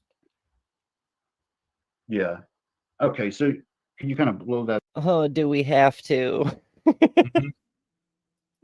This is exhausting. This is not a good argument either. Yeah. Well, let's see what he has to say, I suppose. He seems to be doing a lot of work to dodge making an argument by making a completely unrelated argument. I'm okay, it's not completely unrelated. It's just so tangential. I don't, whatever, we'll see. Up. See. Okay. So let me pull it up on my screen here. Okay, so when we're looking at truth seeking and explanation, so there's an argument here. So when I say aiming for truth is valuable, if aiming for truth is right, I meant to mention earlier, that runs into the fact value problem. Truth is that which comports with reality. That which is a fact is true. Yeah, in that Saying context, it's sure. valuable, Yep. That's literally a value. Sure. Yeah, so that's just a little note I had on that one. valuable, then generally speaking, aiming for truth is more likely to lead to true beliefs, for that's what makes it valuable. If, generally speaking, aiming for truth is more likely to lead to true beliefs, then some explanation of any given data, state of affairs, or fact is more probable than no explanation. But is theism actually aiming for truth or aiming for an explanation? Mm-hmm. No, that's not an automatic given. Other things being, therefore, given the given data probably has some explanation, other things being equal. And so then we can use Josh Rasmussen's principle of explanation, PE. And so PE merely states that for any data, state of affairs, or fact D, where there is some conceivable explanation of the data, and there is no reason to explain data, then it is reasonable to infer, or it is reasonable to infer or likely that D has an explanation, other things being equal. That's Yes. not really saying anything, though. No, it's not saying why your explanation is more likely to be correct than any other explanation out there. It's just saying it is probable that since some data has explanations, data that could have an explanation probably has an explanation. Yep. Well, yeah, you don't have to do a whole syllogism to posit that. I think literally everyone will grant that if a given set of data could be explained, then there's probably an explanation. Yeah. You know? I think that everything has an explanation. Really, like, it's not that, hey, we need an explanation. It's like he seems to think that having the explanation itself is well on your way to having the answer. No, it's not. Having an explanation gets you, like, we want to know whether the explanation is in fact true and what is the justification for it, not just that you have one. So weird. This is weird. It's very weird. Absolutely. Now, to be clear, this point is not that there cannot, in principle, be any brute unexplained facts. This proposal is merely that, for any given. Hold on. This man is a theist, and he says, to be clear, the point here is not that there cannot, in principle, be any brute unexplained facts. Rather, the proposal is that for any given data, the default position is there's probably an explanation of the data, of all other things being equal. The point highlighting that unless we have some explanation from making an exception, the best explanation is more probable than no explanation. That does not follow, because if you factor God into what he's saying, which is the thing he's nominally arguing for, the Christian God, he's saying the point here is not that there cannot in principle be any brute unexplained facts. God existing would be a brute unexplained fact. But then he goes on to say that unless we have some explanation for making an exception, the best explanation is more probable than no explanation, which runs directly counter to presupposing God as an unexplained brute fact. And if you can explain it, it's not a brute fact. Yes. So the question then comes, well, what's the explanation for God? And it will be, well, God doesn't need one. well, isn't an explanation more probable? If I say, hey, there was a certain butterfly non-God creator of gods out there, isn't that more probable than no explanation? It's true. I mean, If- that's the whole purpose of nil. It explains Right. where the fucking gods came from. The great not Right. God and creator of creator gods. Do you see the problem here? Because he's creating for himself an infinite regress in probability. He's basically going, it's more probable that something had a cause than have no cause. And okay, but that means that it's more probable that God had a cause than no cause, and it's more probable that nil had a cause than no cause. He's basically creating for himself an infinite regress. And Yeah. if he says, well, you know, it's probable, but it's possible that God had no cause and, you know, is just uncaused, well, then why isn't it possible that the universe is uncaused and had no cause? And also the fact that he's positing this in terms of sets of data and similar related sets of data makes it positively begs for analogy to other gods, which he would ostensibly say are made up by people. People made up those gods to explain gaps in their knowledge about the natural world around them, yada, yada, yada. Well, if one data set with an explanation is equivalent to another data set for which the same explanation is equally applicable, then should that explanation not be the most probable explanation for that data? By your own argument, my guy, you're making a very strong case for the Christian God being made the fuck up. Super job. Yeah. Why does it just so coincidentally happen that so many theists, now in fairness, Travis doesn't disprove his God with this one, but he makes a pretty damn strong case. Data D, the default position is that there is probably some explanation, other things being equal.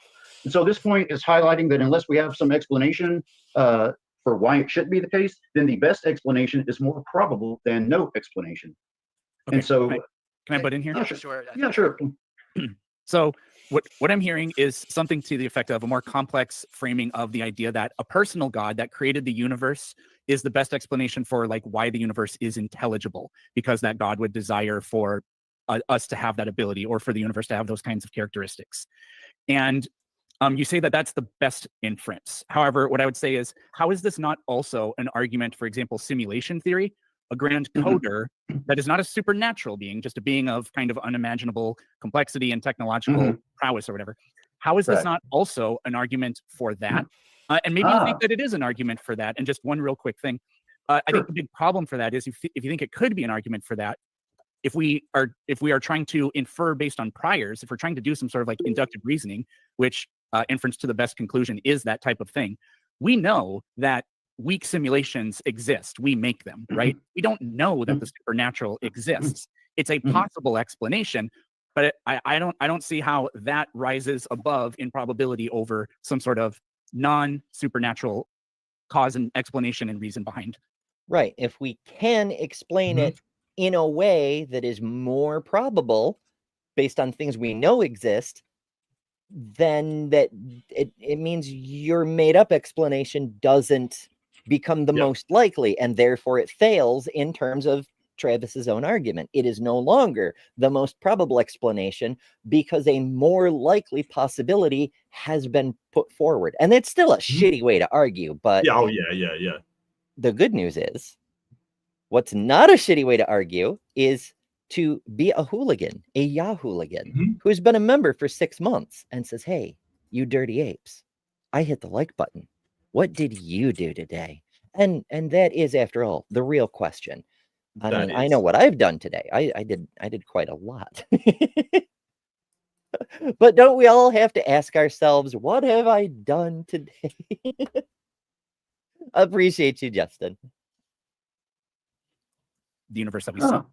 Okay, yeah, great. I think that's really valuable. I kind of appreciate these insights here. And so, what I would say is that and I would argue we can include simulation theory, but what would make the most sense to me is to appeal to what Josh Rasmussen. Well, no, he wasn't necessarily trying to go for a simulation theory argument. He's not No, saying he's no. saying we can make simulation, but whatever. Mhm. I'm Yeah. being too nitpicky. Follows the argument from arbitrary limits. And so that's going to kind of get into the nature of theoretical virtues, like, the methods we use in theory choice for deciding which would be the better theory, between simplicity, explanatory power, depth, unification, and so on. And so I would utilize his argument from arbitrary limits that a supreme foundation would lack arbitrary limits, whereas, simulation theory and these various other naturalistic explanations are going to contain arbitrary limits, which are cutoffs without. Sorry, I didn't mean to jump. I love that, and I really want to respond. Go ahead. There is yeah, arbitrary limits, or limits that we don't understand what the reason for them is. There seems to be fundamental constants in the universe. Why are they? We don't know. So I don't see how that rebukes simulation theory whatsoever. I mean, you could make a case that it makes simulation theory more likely, because if you've got a program, it has to have parameters. It doesn't matter what those parameters are as much as you have to have them, especially if you want your system to render anything. Well, sure. Yeah. So it's pretty handy. Now, Jim Burrows did give me a really an argument I really like for knocking down simulation theory. Because I've never liked the argument in the first place. That whole saying, we can't prove we're not in if there are simulations, the odds of us being in base reality are infinitesimally small. Whatever. Well, it's interesting. It actually, sorry, go ahead. But it ties into something I was talking about in the chat. So yeah. Okay. Yeah. Reverse skepticism. It's saying you can't show it isn't, therefore we have to assume it is. No. Yeah. You have to give us a good reason to think that is so before we bother to take it seriously. But Jim Burrows, any kind of computer program, it has to have limits. It has to have parameters in order to render. And the fact that there are constants in this universe, numerical factors that do not seem to have detectable limits, like the value of pi, it just goes on and on and on. That is not possible in a simulation. Now, we can't rule it out entirely, because we can't. It could be we just haven't hit the end of the limit, but it's pretty damn unlikely. Yeah. So it makes it less likely to be a simulation. And just the idea of falsifiability, I'll touch on it, because basically simulation theory is one of those unfalsifiable claims, right? It's one of these claims that we go, well, it's sort of them saying, well, God exists, and you should believe it because it can't be falsified, kind of thing. We can't falsify it. And that's not what falsifiability in science is. They don't understand the process. What it means is that if something is untestable, right, if it doesn't have anything you can do to test it, then it's not even worth considering as a candidate explanation, because you can posit all number of things that are untestable, but sort of saying, hey, they can be someday we'll be able to test whether this is simulation theory. Yeah, but we can't now. And if we can't test it now, it can't be falsified, right? How do you falsify something that can't be tested? It's impossible, right? Like, and they go, oh, well, look, it can't be falsified. That's now not how falsification works. It works as in you test it with the hypothesis with certain criteria that will falsify it if you find that out. For instance, what's a good one? Evolution.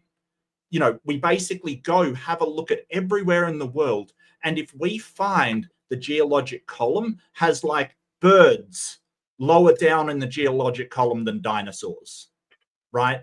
That would falsify evolution. Really easy one.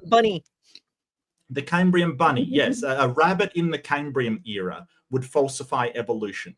And you know what's never happened? But that's something we can test right now. right? So we can put it to these tests and say, hey, that would falsify it, and it keeps not happening again and again and again and again. That repeatability is a factor. But if you basically say, hey, well, the consciousness is the fundamental thing of the universe, how do we test it to see if we can falsify it? And if you say, well, there's no way you can test that, then it's not even worth considering, because it's not falsifiable. That's how it works.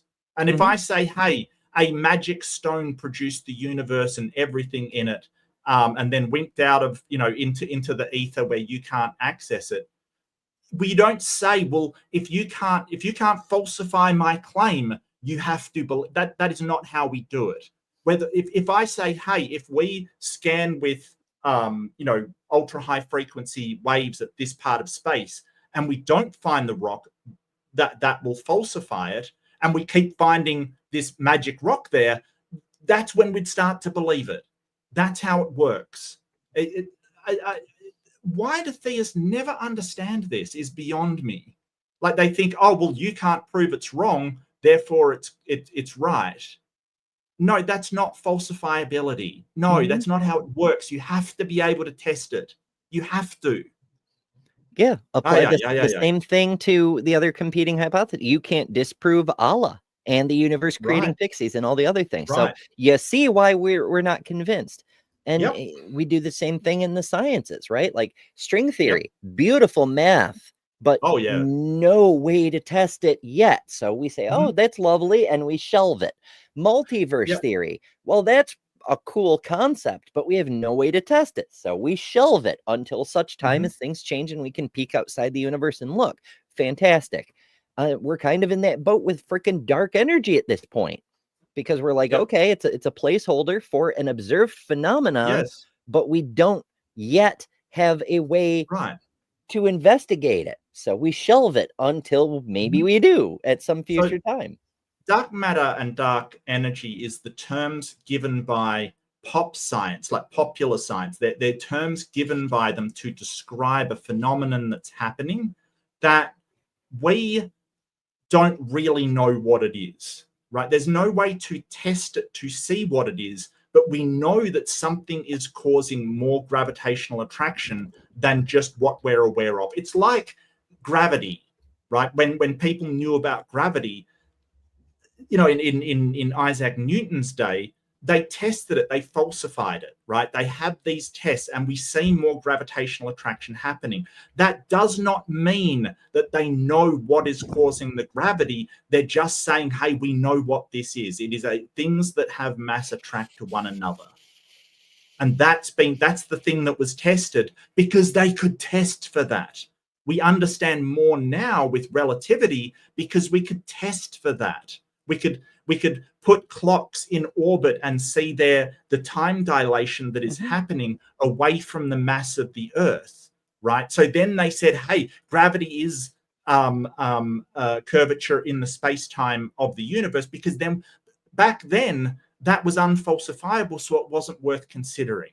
When we can test it, that's when we can actually make some ideas about saying, hey, we know what it is. But this whole idea of, well, we can't test God, we can't make any tests around him, we can't associate, he's completely hidden, but because you can't falsify it, he must be real. Yeah, so's a magic unicorn. I mean, magic unicorns could be real. You can't prove they're not. Yep. But I mean, it's not just that. It's also the historical context, right? Like, it used to be you could demonstrate a God if it were real. In fact, the stories that's the reason there are the stories. This whole thing with the resurrection. Well, that proves he's the son of God, because he's freaking resurrected and this and that and the other. So saying not only can you not disprove it, but there coincidentally is no proof. There's no good positive evidence today. There's just the old stories of another time when there was proof. You should accept the proof you don't have, because there isn't proof of a time when there was proof. So it's still just kicking the can of evidential rationality further Yeah. down the road. The fact you have to do that shows you're still relying on the concept of having evidence as a reason to believe a thing. You're just accepting much shittier evidence. Ay, ay, ay, ay, ay. Yeah, No, I think no problem.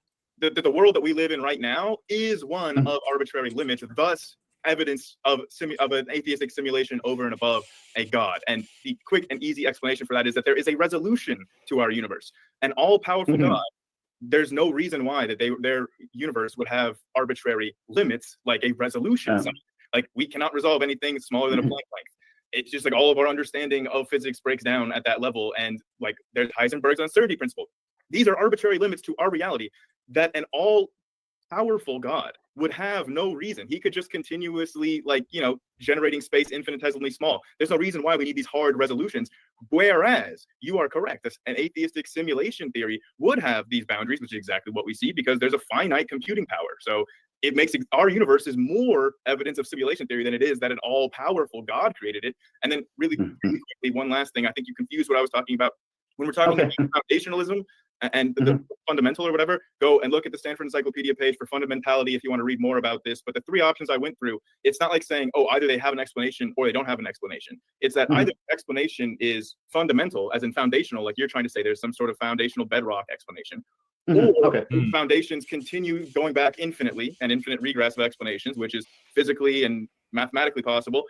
Or you have coherentism where there's some sort of level of mutual explanations without this hierarchy, which is a little bit more confusing for me to wrap my head around. But the metaphysicists out there swear to me that these three are at least metaphysically on equal footing. I actually find that one the most compelling because granted it's an emotional thing rather than a factual thing, but it seems to comport with what we see in the causal structure of reality, where no thing has a single cause. Everything is part of a branching web of interrelated contingencies. You know, everything on Earth has multiple causes. The chair I'm sitting on is the result of plastics, which were made by machines, which were built by humans, but also the raw material that was drawn up from the ground and petroleum, which was put there by, you know, dead algae and whatnot millions of years ago, et cetera, et cetera. There's multiple contingent factors that lead into every single specific thing existing today, which in turn creates another ocean of causes for other things. And it just goes on and on. So it kind of, the coherentism, it meshes with the way we know the universe actually works. The drawback, the thing I don't like about it, is this idea that just because a belief fits with another set of beliefs, that doesn't make it true, because you could have multiple sets of coherent beliefs that are mutually exclusive, and using just coherentism as your guide doesn't let you rule out any of the others. Yeah, and sort of, you know, what happens if you were raised in a artificial environment like the Truman Show, right? Just because one belief fits with all these other beliefs about the world doesn't make it any more true, especially if, you know, you're indoctrinated as a child or something. It seems to be a reinforcement of prior beliefs rather than a justification for them. So I don't. I think that's more a psychology thing than a metaphysics thing, because it does demonstrate that's a way people actually think. Like as we watch the Truman Show, and I love that example because it nails it. When Truman sees the skylight fall from the sky, that acknowledging that as a skylight is a belief that contradicts the system of beliefs that he happens to adhere to. So he rejects it. He accepts the alternate explanation that it's a piece of aircraft material or whatever. And the same thing with every other time we see a clue and go, Truman, how are you not seeing this? That's why. If he accepted those clues for what they are, it wouldn't fit with the coherent system of beliefs he holds. So he rejects them and accepts the worse explanation, the apologetic for why they're there. Right. So coherentism is the way humans process information, but also it isn't automatically true. It can lead us to Yeah. some very wrong conclusions. Yeah. So the question isn't, do we do this? The question is that the best way to arrive at a true conclusion? Yeah. So if anything, that's a good warning sign that we need to be skeptical of our entire belief systems as well as individual data points that don't comport with our belief systems. That's pretty neat. We got some bonus knowledge on this one. Yeah. Okay, so yeah, and I appreciate your kind of feedback there. So let me kind of explain what Josh Rasmussen's argument from arbitrary limits is actually saying. So what he's doing is, he's looking at, we judge a theory by, its simplicity, explanatory power, and unification, and also its causal adequacy to bring about the phenomenon in question, right? And so what Josh is saying is that when it comes to arbitrary limits, that a supreme foundation would be the foundation of all limits itself. And so these, what, like you're mentioning with these arbitrary limits, so what he's saying is that a naturalistic explanation would have these where there's no further explanation, whereas a supreme foundation doesn't have these because it's the foundation of all limits itself. And so it's not like what you're thinking. It's more of a stage 2 contingency argument than necessarily like, looking at some state of affairs like, Heisenberg uncertainty principle. That's not really relevant to the argument from That makes sense to you, Eric? I stopped paying attention kind of halfway through because Fair. Wow. Yeah, it was a bit word salady. Like it really was. I can see that. Yeah. I was trying. There's so many fucking unnecessary words, and it makes it really hard to follow.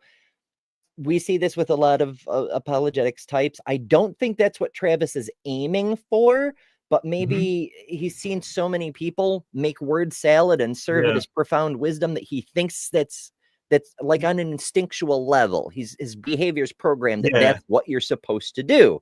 And well, when you've done a lot of flat earth debates, you hear this kind of thing, like this kind of word salady, just trying to lose somebody in the source kind of thing that makes no sense whatsoever when you actually pass it out. So I pass being, to actually analyze it, it makes no sense whatsoever. I totally get. And I do notice they've changed him to an atheist now. He's not a globe anymore. So that's nice. Yeah, that's nice. Oh goodness. The best dressing for word salad is formal. Formal dressing, yes. Formal dressing, yes. Dress Nice. Formally, yes. I prefer ranch. I like Italian. I used to like dressing, but I like Italian now. It's pretty cool. Actually, I've had a contender. Like I've really gotten into balsamic at the moment. Just really good. I'll have to try that. I didn't like it before, but I didn't like Italian before. I mean, I'm trying all sorts of things and discovering this shit's good. Pineapple is wonderful. I like cherries now. It's a weird world. Totally understandable. Yeah. I came up with what I wanted to say in response. So, like, I'm not trying to be disrespectful. I was just absorbed in a thought that I had. No worries. Part of the value of dialogue is exploring these ideas. And, Let's let Planet Peterson. Oh, sorry, Eric. I just keep looking at your name. But let's let Eric have his injection. So if you had a thought and you wanted to kind of like pull back and give us your 2 cents, that'd be great. Yeah, the 2 problems I see, again, based on the first part of what I heard you say, was you invoked elegance, parsimony, and simplicity. And an omni being of infinite incomprehensibility is not a simplistic or parsimonious explanation. It's singular and it's satisfactory. Here's the thing. And this is sort of indicative of where they want to go back to just a general nebulous deistic God kind of thing, just a random God. But what you've got to remember is they're not arguing for just God, right? They're arguing for Christianity, which has God, angels, devils, souls, talking donkeys. Nephilim, talking donkeys. There is a plethora of things because they sort of go, oh, well, it's simple just to have one God. It's even simpler. 0 gods. That's even simpler. But it's also that Christianity comes loaded with this whole suite of entities that comes with it, kind of thing. So it's not the simplest explanation at all. Yeah, I I really enjoy the way Brentley from Punk Apostate puts it, where it's talking donkeys and snakes. It's a magic rib woman made from a man who's made out of dust, and an undead carpenter ghost who wants to live inside you. There's a whole lot of crazy sauce baggage coming along. There's the dressing on the word salad. We found it. Factory, because it plays into sort of like intuitions we have, I suppose, but I don't think it actually gets you there.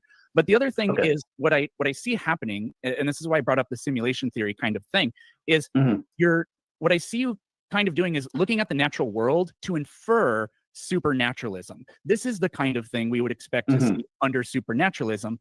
But I don't see how naturalism, or just the natural world, I should really say, contains nuggets of the supernatural within it over the idea that some other mere kind of naturalism would be responsible for this. Because I think that, a simulation is something natural would just beget more natural things. Something supernatural, if it could do anything, it could obviously create a universe like the one we live in, but we would also expect to see like I would feel like we should expect to see miracles.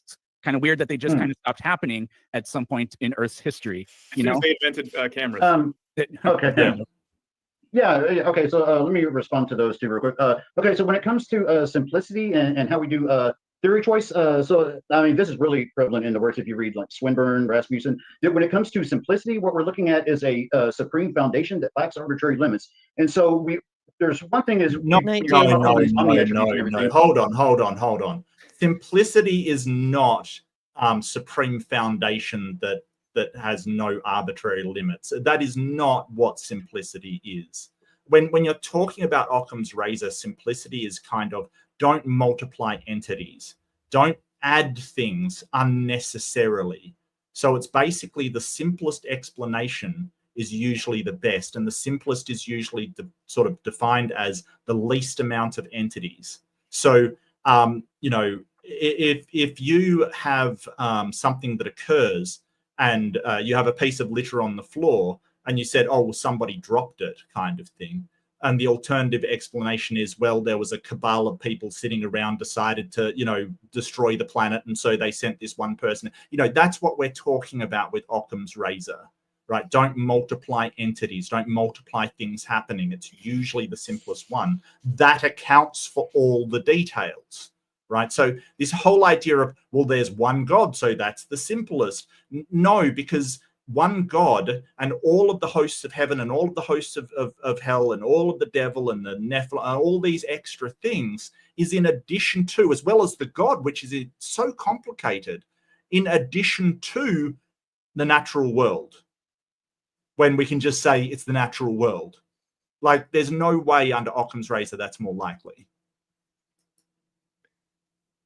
Yeah, there's that's one of the difficulties of Christianity specifically, as opposed to several other religions. And in a lot of ways, Islam has an upper hand there because they'd say it's just Allah, but except it isn't just Allah either. There's the Kaaba stone is surrounded by icons, for lack of a better term, graven images of I forget the exact number, but over 100 demons, and Allah is like the true one, but there's all these other equally powerful beings who just aren't the true God. And it's this stuff gets hidden in the faiths. Catholicism has all these sainted demigods, but they don't talk about them in that way. Oh no, there's only one God, and all these other beings who are equally or nearly equally as powerful. But never mind that. There's only one. Don't worship any of those ones either. The ones that don't exist. Right. Yeah. Actually, Jason's just head out. Bye, Jason. This has gone 3.5 hours already, almost. Like, we have to split this up. We're only like 45 minutes into a 4-hour debate. This is crazy. Maybe we can do huge chunk of it. It may be a huge Yeah. chunk is the Q&A. I think they actually only go Okay. for, well, when they hit an hour, somebody starts making noises about having to leave soon, but then they stick around a little bit longer, but then they go Yeah, into yeah. the Q&A. Okay. Well, do you I want mean, to like stick it here, and we'll come back to it on my channel, and then if we want to go to your channel again, that would at least even out the channel starts basically. So we yeah, have that's this thing true. of starting on each other's channel. So usually we'll do one episode, but if we have to do 3 and then switch it over, that's no problem as well. Yeah. Did you know that I lost the Nadir debate? Are you aware of that? That's hilarious. I've heard people spreading around this slander, this libel. I don't know why they think it's going to affect me. I'm baffled as to why they think it's going to affect me. I don't know. Like, tell Nadir that and you'll get a response. Tell me that and I'll be like, okay, sure. Yeah, you're entitled to your opinion. I don't. What? Why would that bother me? Yeah, everybody's entitled to their wrong opinions. Yeah. It's fine. Yeah. Look, okay, you go into a flat Earth debate and you have every single flat earther in the debate saying, "Oh, you lost that so badly. You were terrible." And come on, dude. Like, what do you expect out of me? Like, I do my best and represent myself as best as possible. If you want to believe I lost, you go for it. You knock yourself out, son. You go believe that as hard as you want. Sure. I don't know what to say to you. Like, enjoy, I guess. Yeah, that's whatever. Everybody's got their subject. If you found Nadir's obsession with buttholes to be a more compelling argument, if that's what convinced you, then that's what convinced you. But you're really telling on yourself with your epistemology there. But whatever. C'est la vie. Anyway, well, maybe you can find your favorite Christian or Islamic debater to show me the business. Like, seriously, demand those Mark Reed debates. Demand that your favorite interlocutor debate Mark Reed if you think I'm so terrible. I must be a punching bag by now, right? Right, Ember? I'm just a punching bag at this point, right? Absolutely. That's what we do is bring it on. Yeah. Get beat up on. Yeah. Yeah. So much violence. Oh goodness. So yeah, I'm a sucker for punishment. Come on. It's true. It's true. You're like Rocky Balboa. You're like, I can do one more fight. Bring me one. Okay, not like that, but still hell of a themes, a soundtrack on that film. But I do digress. We'll do part 2. Make sure you're subscribed on Mark's channel. Part 2 coming next week, God willing. And we'll see how far this goes, because I mean we have had a lot to say. We're likely to continue to have a lot to say. Yes, yep. But it's been really fun. It's been great doing chat. I've had a blast. So thank you, everybody. Yeah, just good to see everybody out there. I awesome to see everybody. Love you all. Just fantastic. It really is. I talk often about the importance of community, and we all like to see each other in chats. We occasionally catch up with things happening in each other's real lives and so forth. But having people come to your place to see you, I mean, and in fairness, at least half these people are here to see you, Mark, but I know it's both of us. No, I know. You're way more popular. I have been really struggling with feeling disconnected from the community since last week. Well, not last week. It was before the last show, which was over on Mark's channel. A thing happened. I was severed from all communication for 3 days. I don't want to get into the whole story about it. Suffice it to say, I fell off the face of the earth for 3 days. And I thought I would have to, I'd have so many messages and people saying, where are you? What happened to you? And nobody noticed. And that hurt a lot. And I was like, apparently I can fall off the face of the earth and it won't affect anyone even a little bit. And so I've been feeling very disconnected from the community. And so seeing y'all come and show up and talk and be happy to be here, it really means a lot to me. I always say interacting with you folks is the reason we do these live shows, and that's true. But seeing you here, it does mean a lot, and I appreciate y'all. Yeah. I think 3 days. I mean, I've vanished for 3 days. I think if you're definitely not showing up to a stream or like said so, yeah, I definitely would have noticed. I just 3 Yeah, days, well, yeah, like I said, it's not just that it was 3 days. It's I have never missed an episode of the Transpositions, for example. Mhm. The show I do with Yeah. Bree and Steph and Carly on its own channel, youtube.com/@thetranspositions. It's a trans news show. And while I did send in a segment, even when I'm still at work and can't make the show, I'm always in the chat. There are a couple of morning shows where I'm always in the chat. Even if I'm too busy to say much, I pop up and say hello. I'm like always there. And so I missed my own show that I have never missed before. And then I was absent from the shows I always come to. Like, I don't know. I am,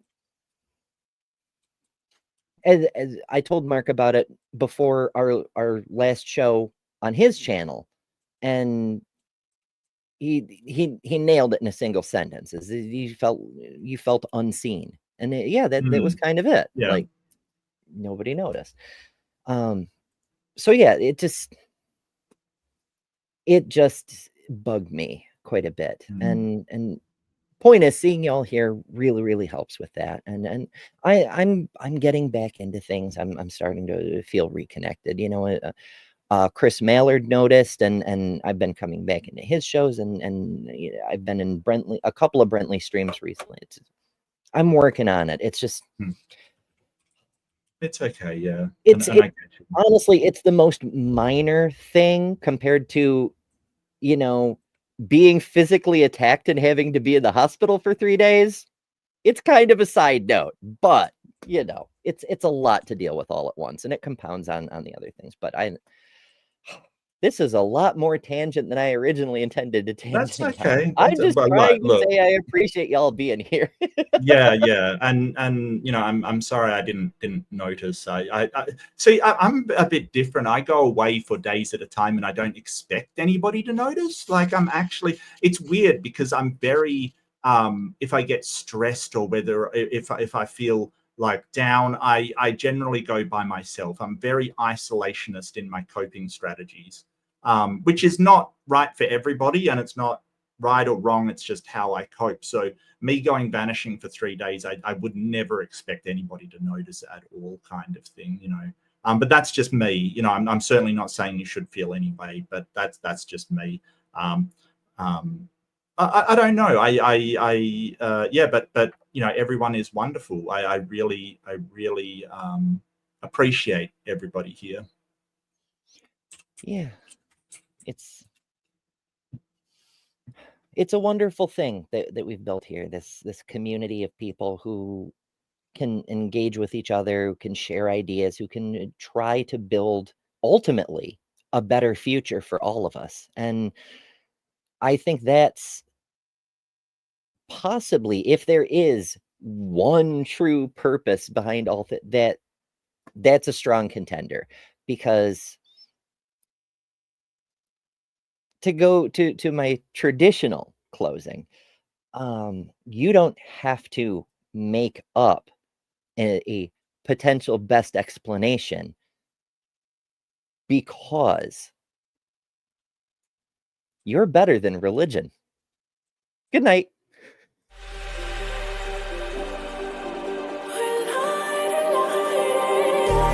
Just like a spark that's breaking out, can't make a stop, can't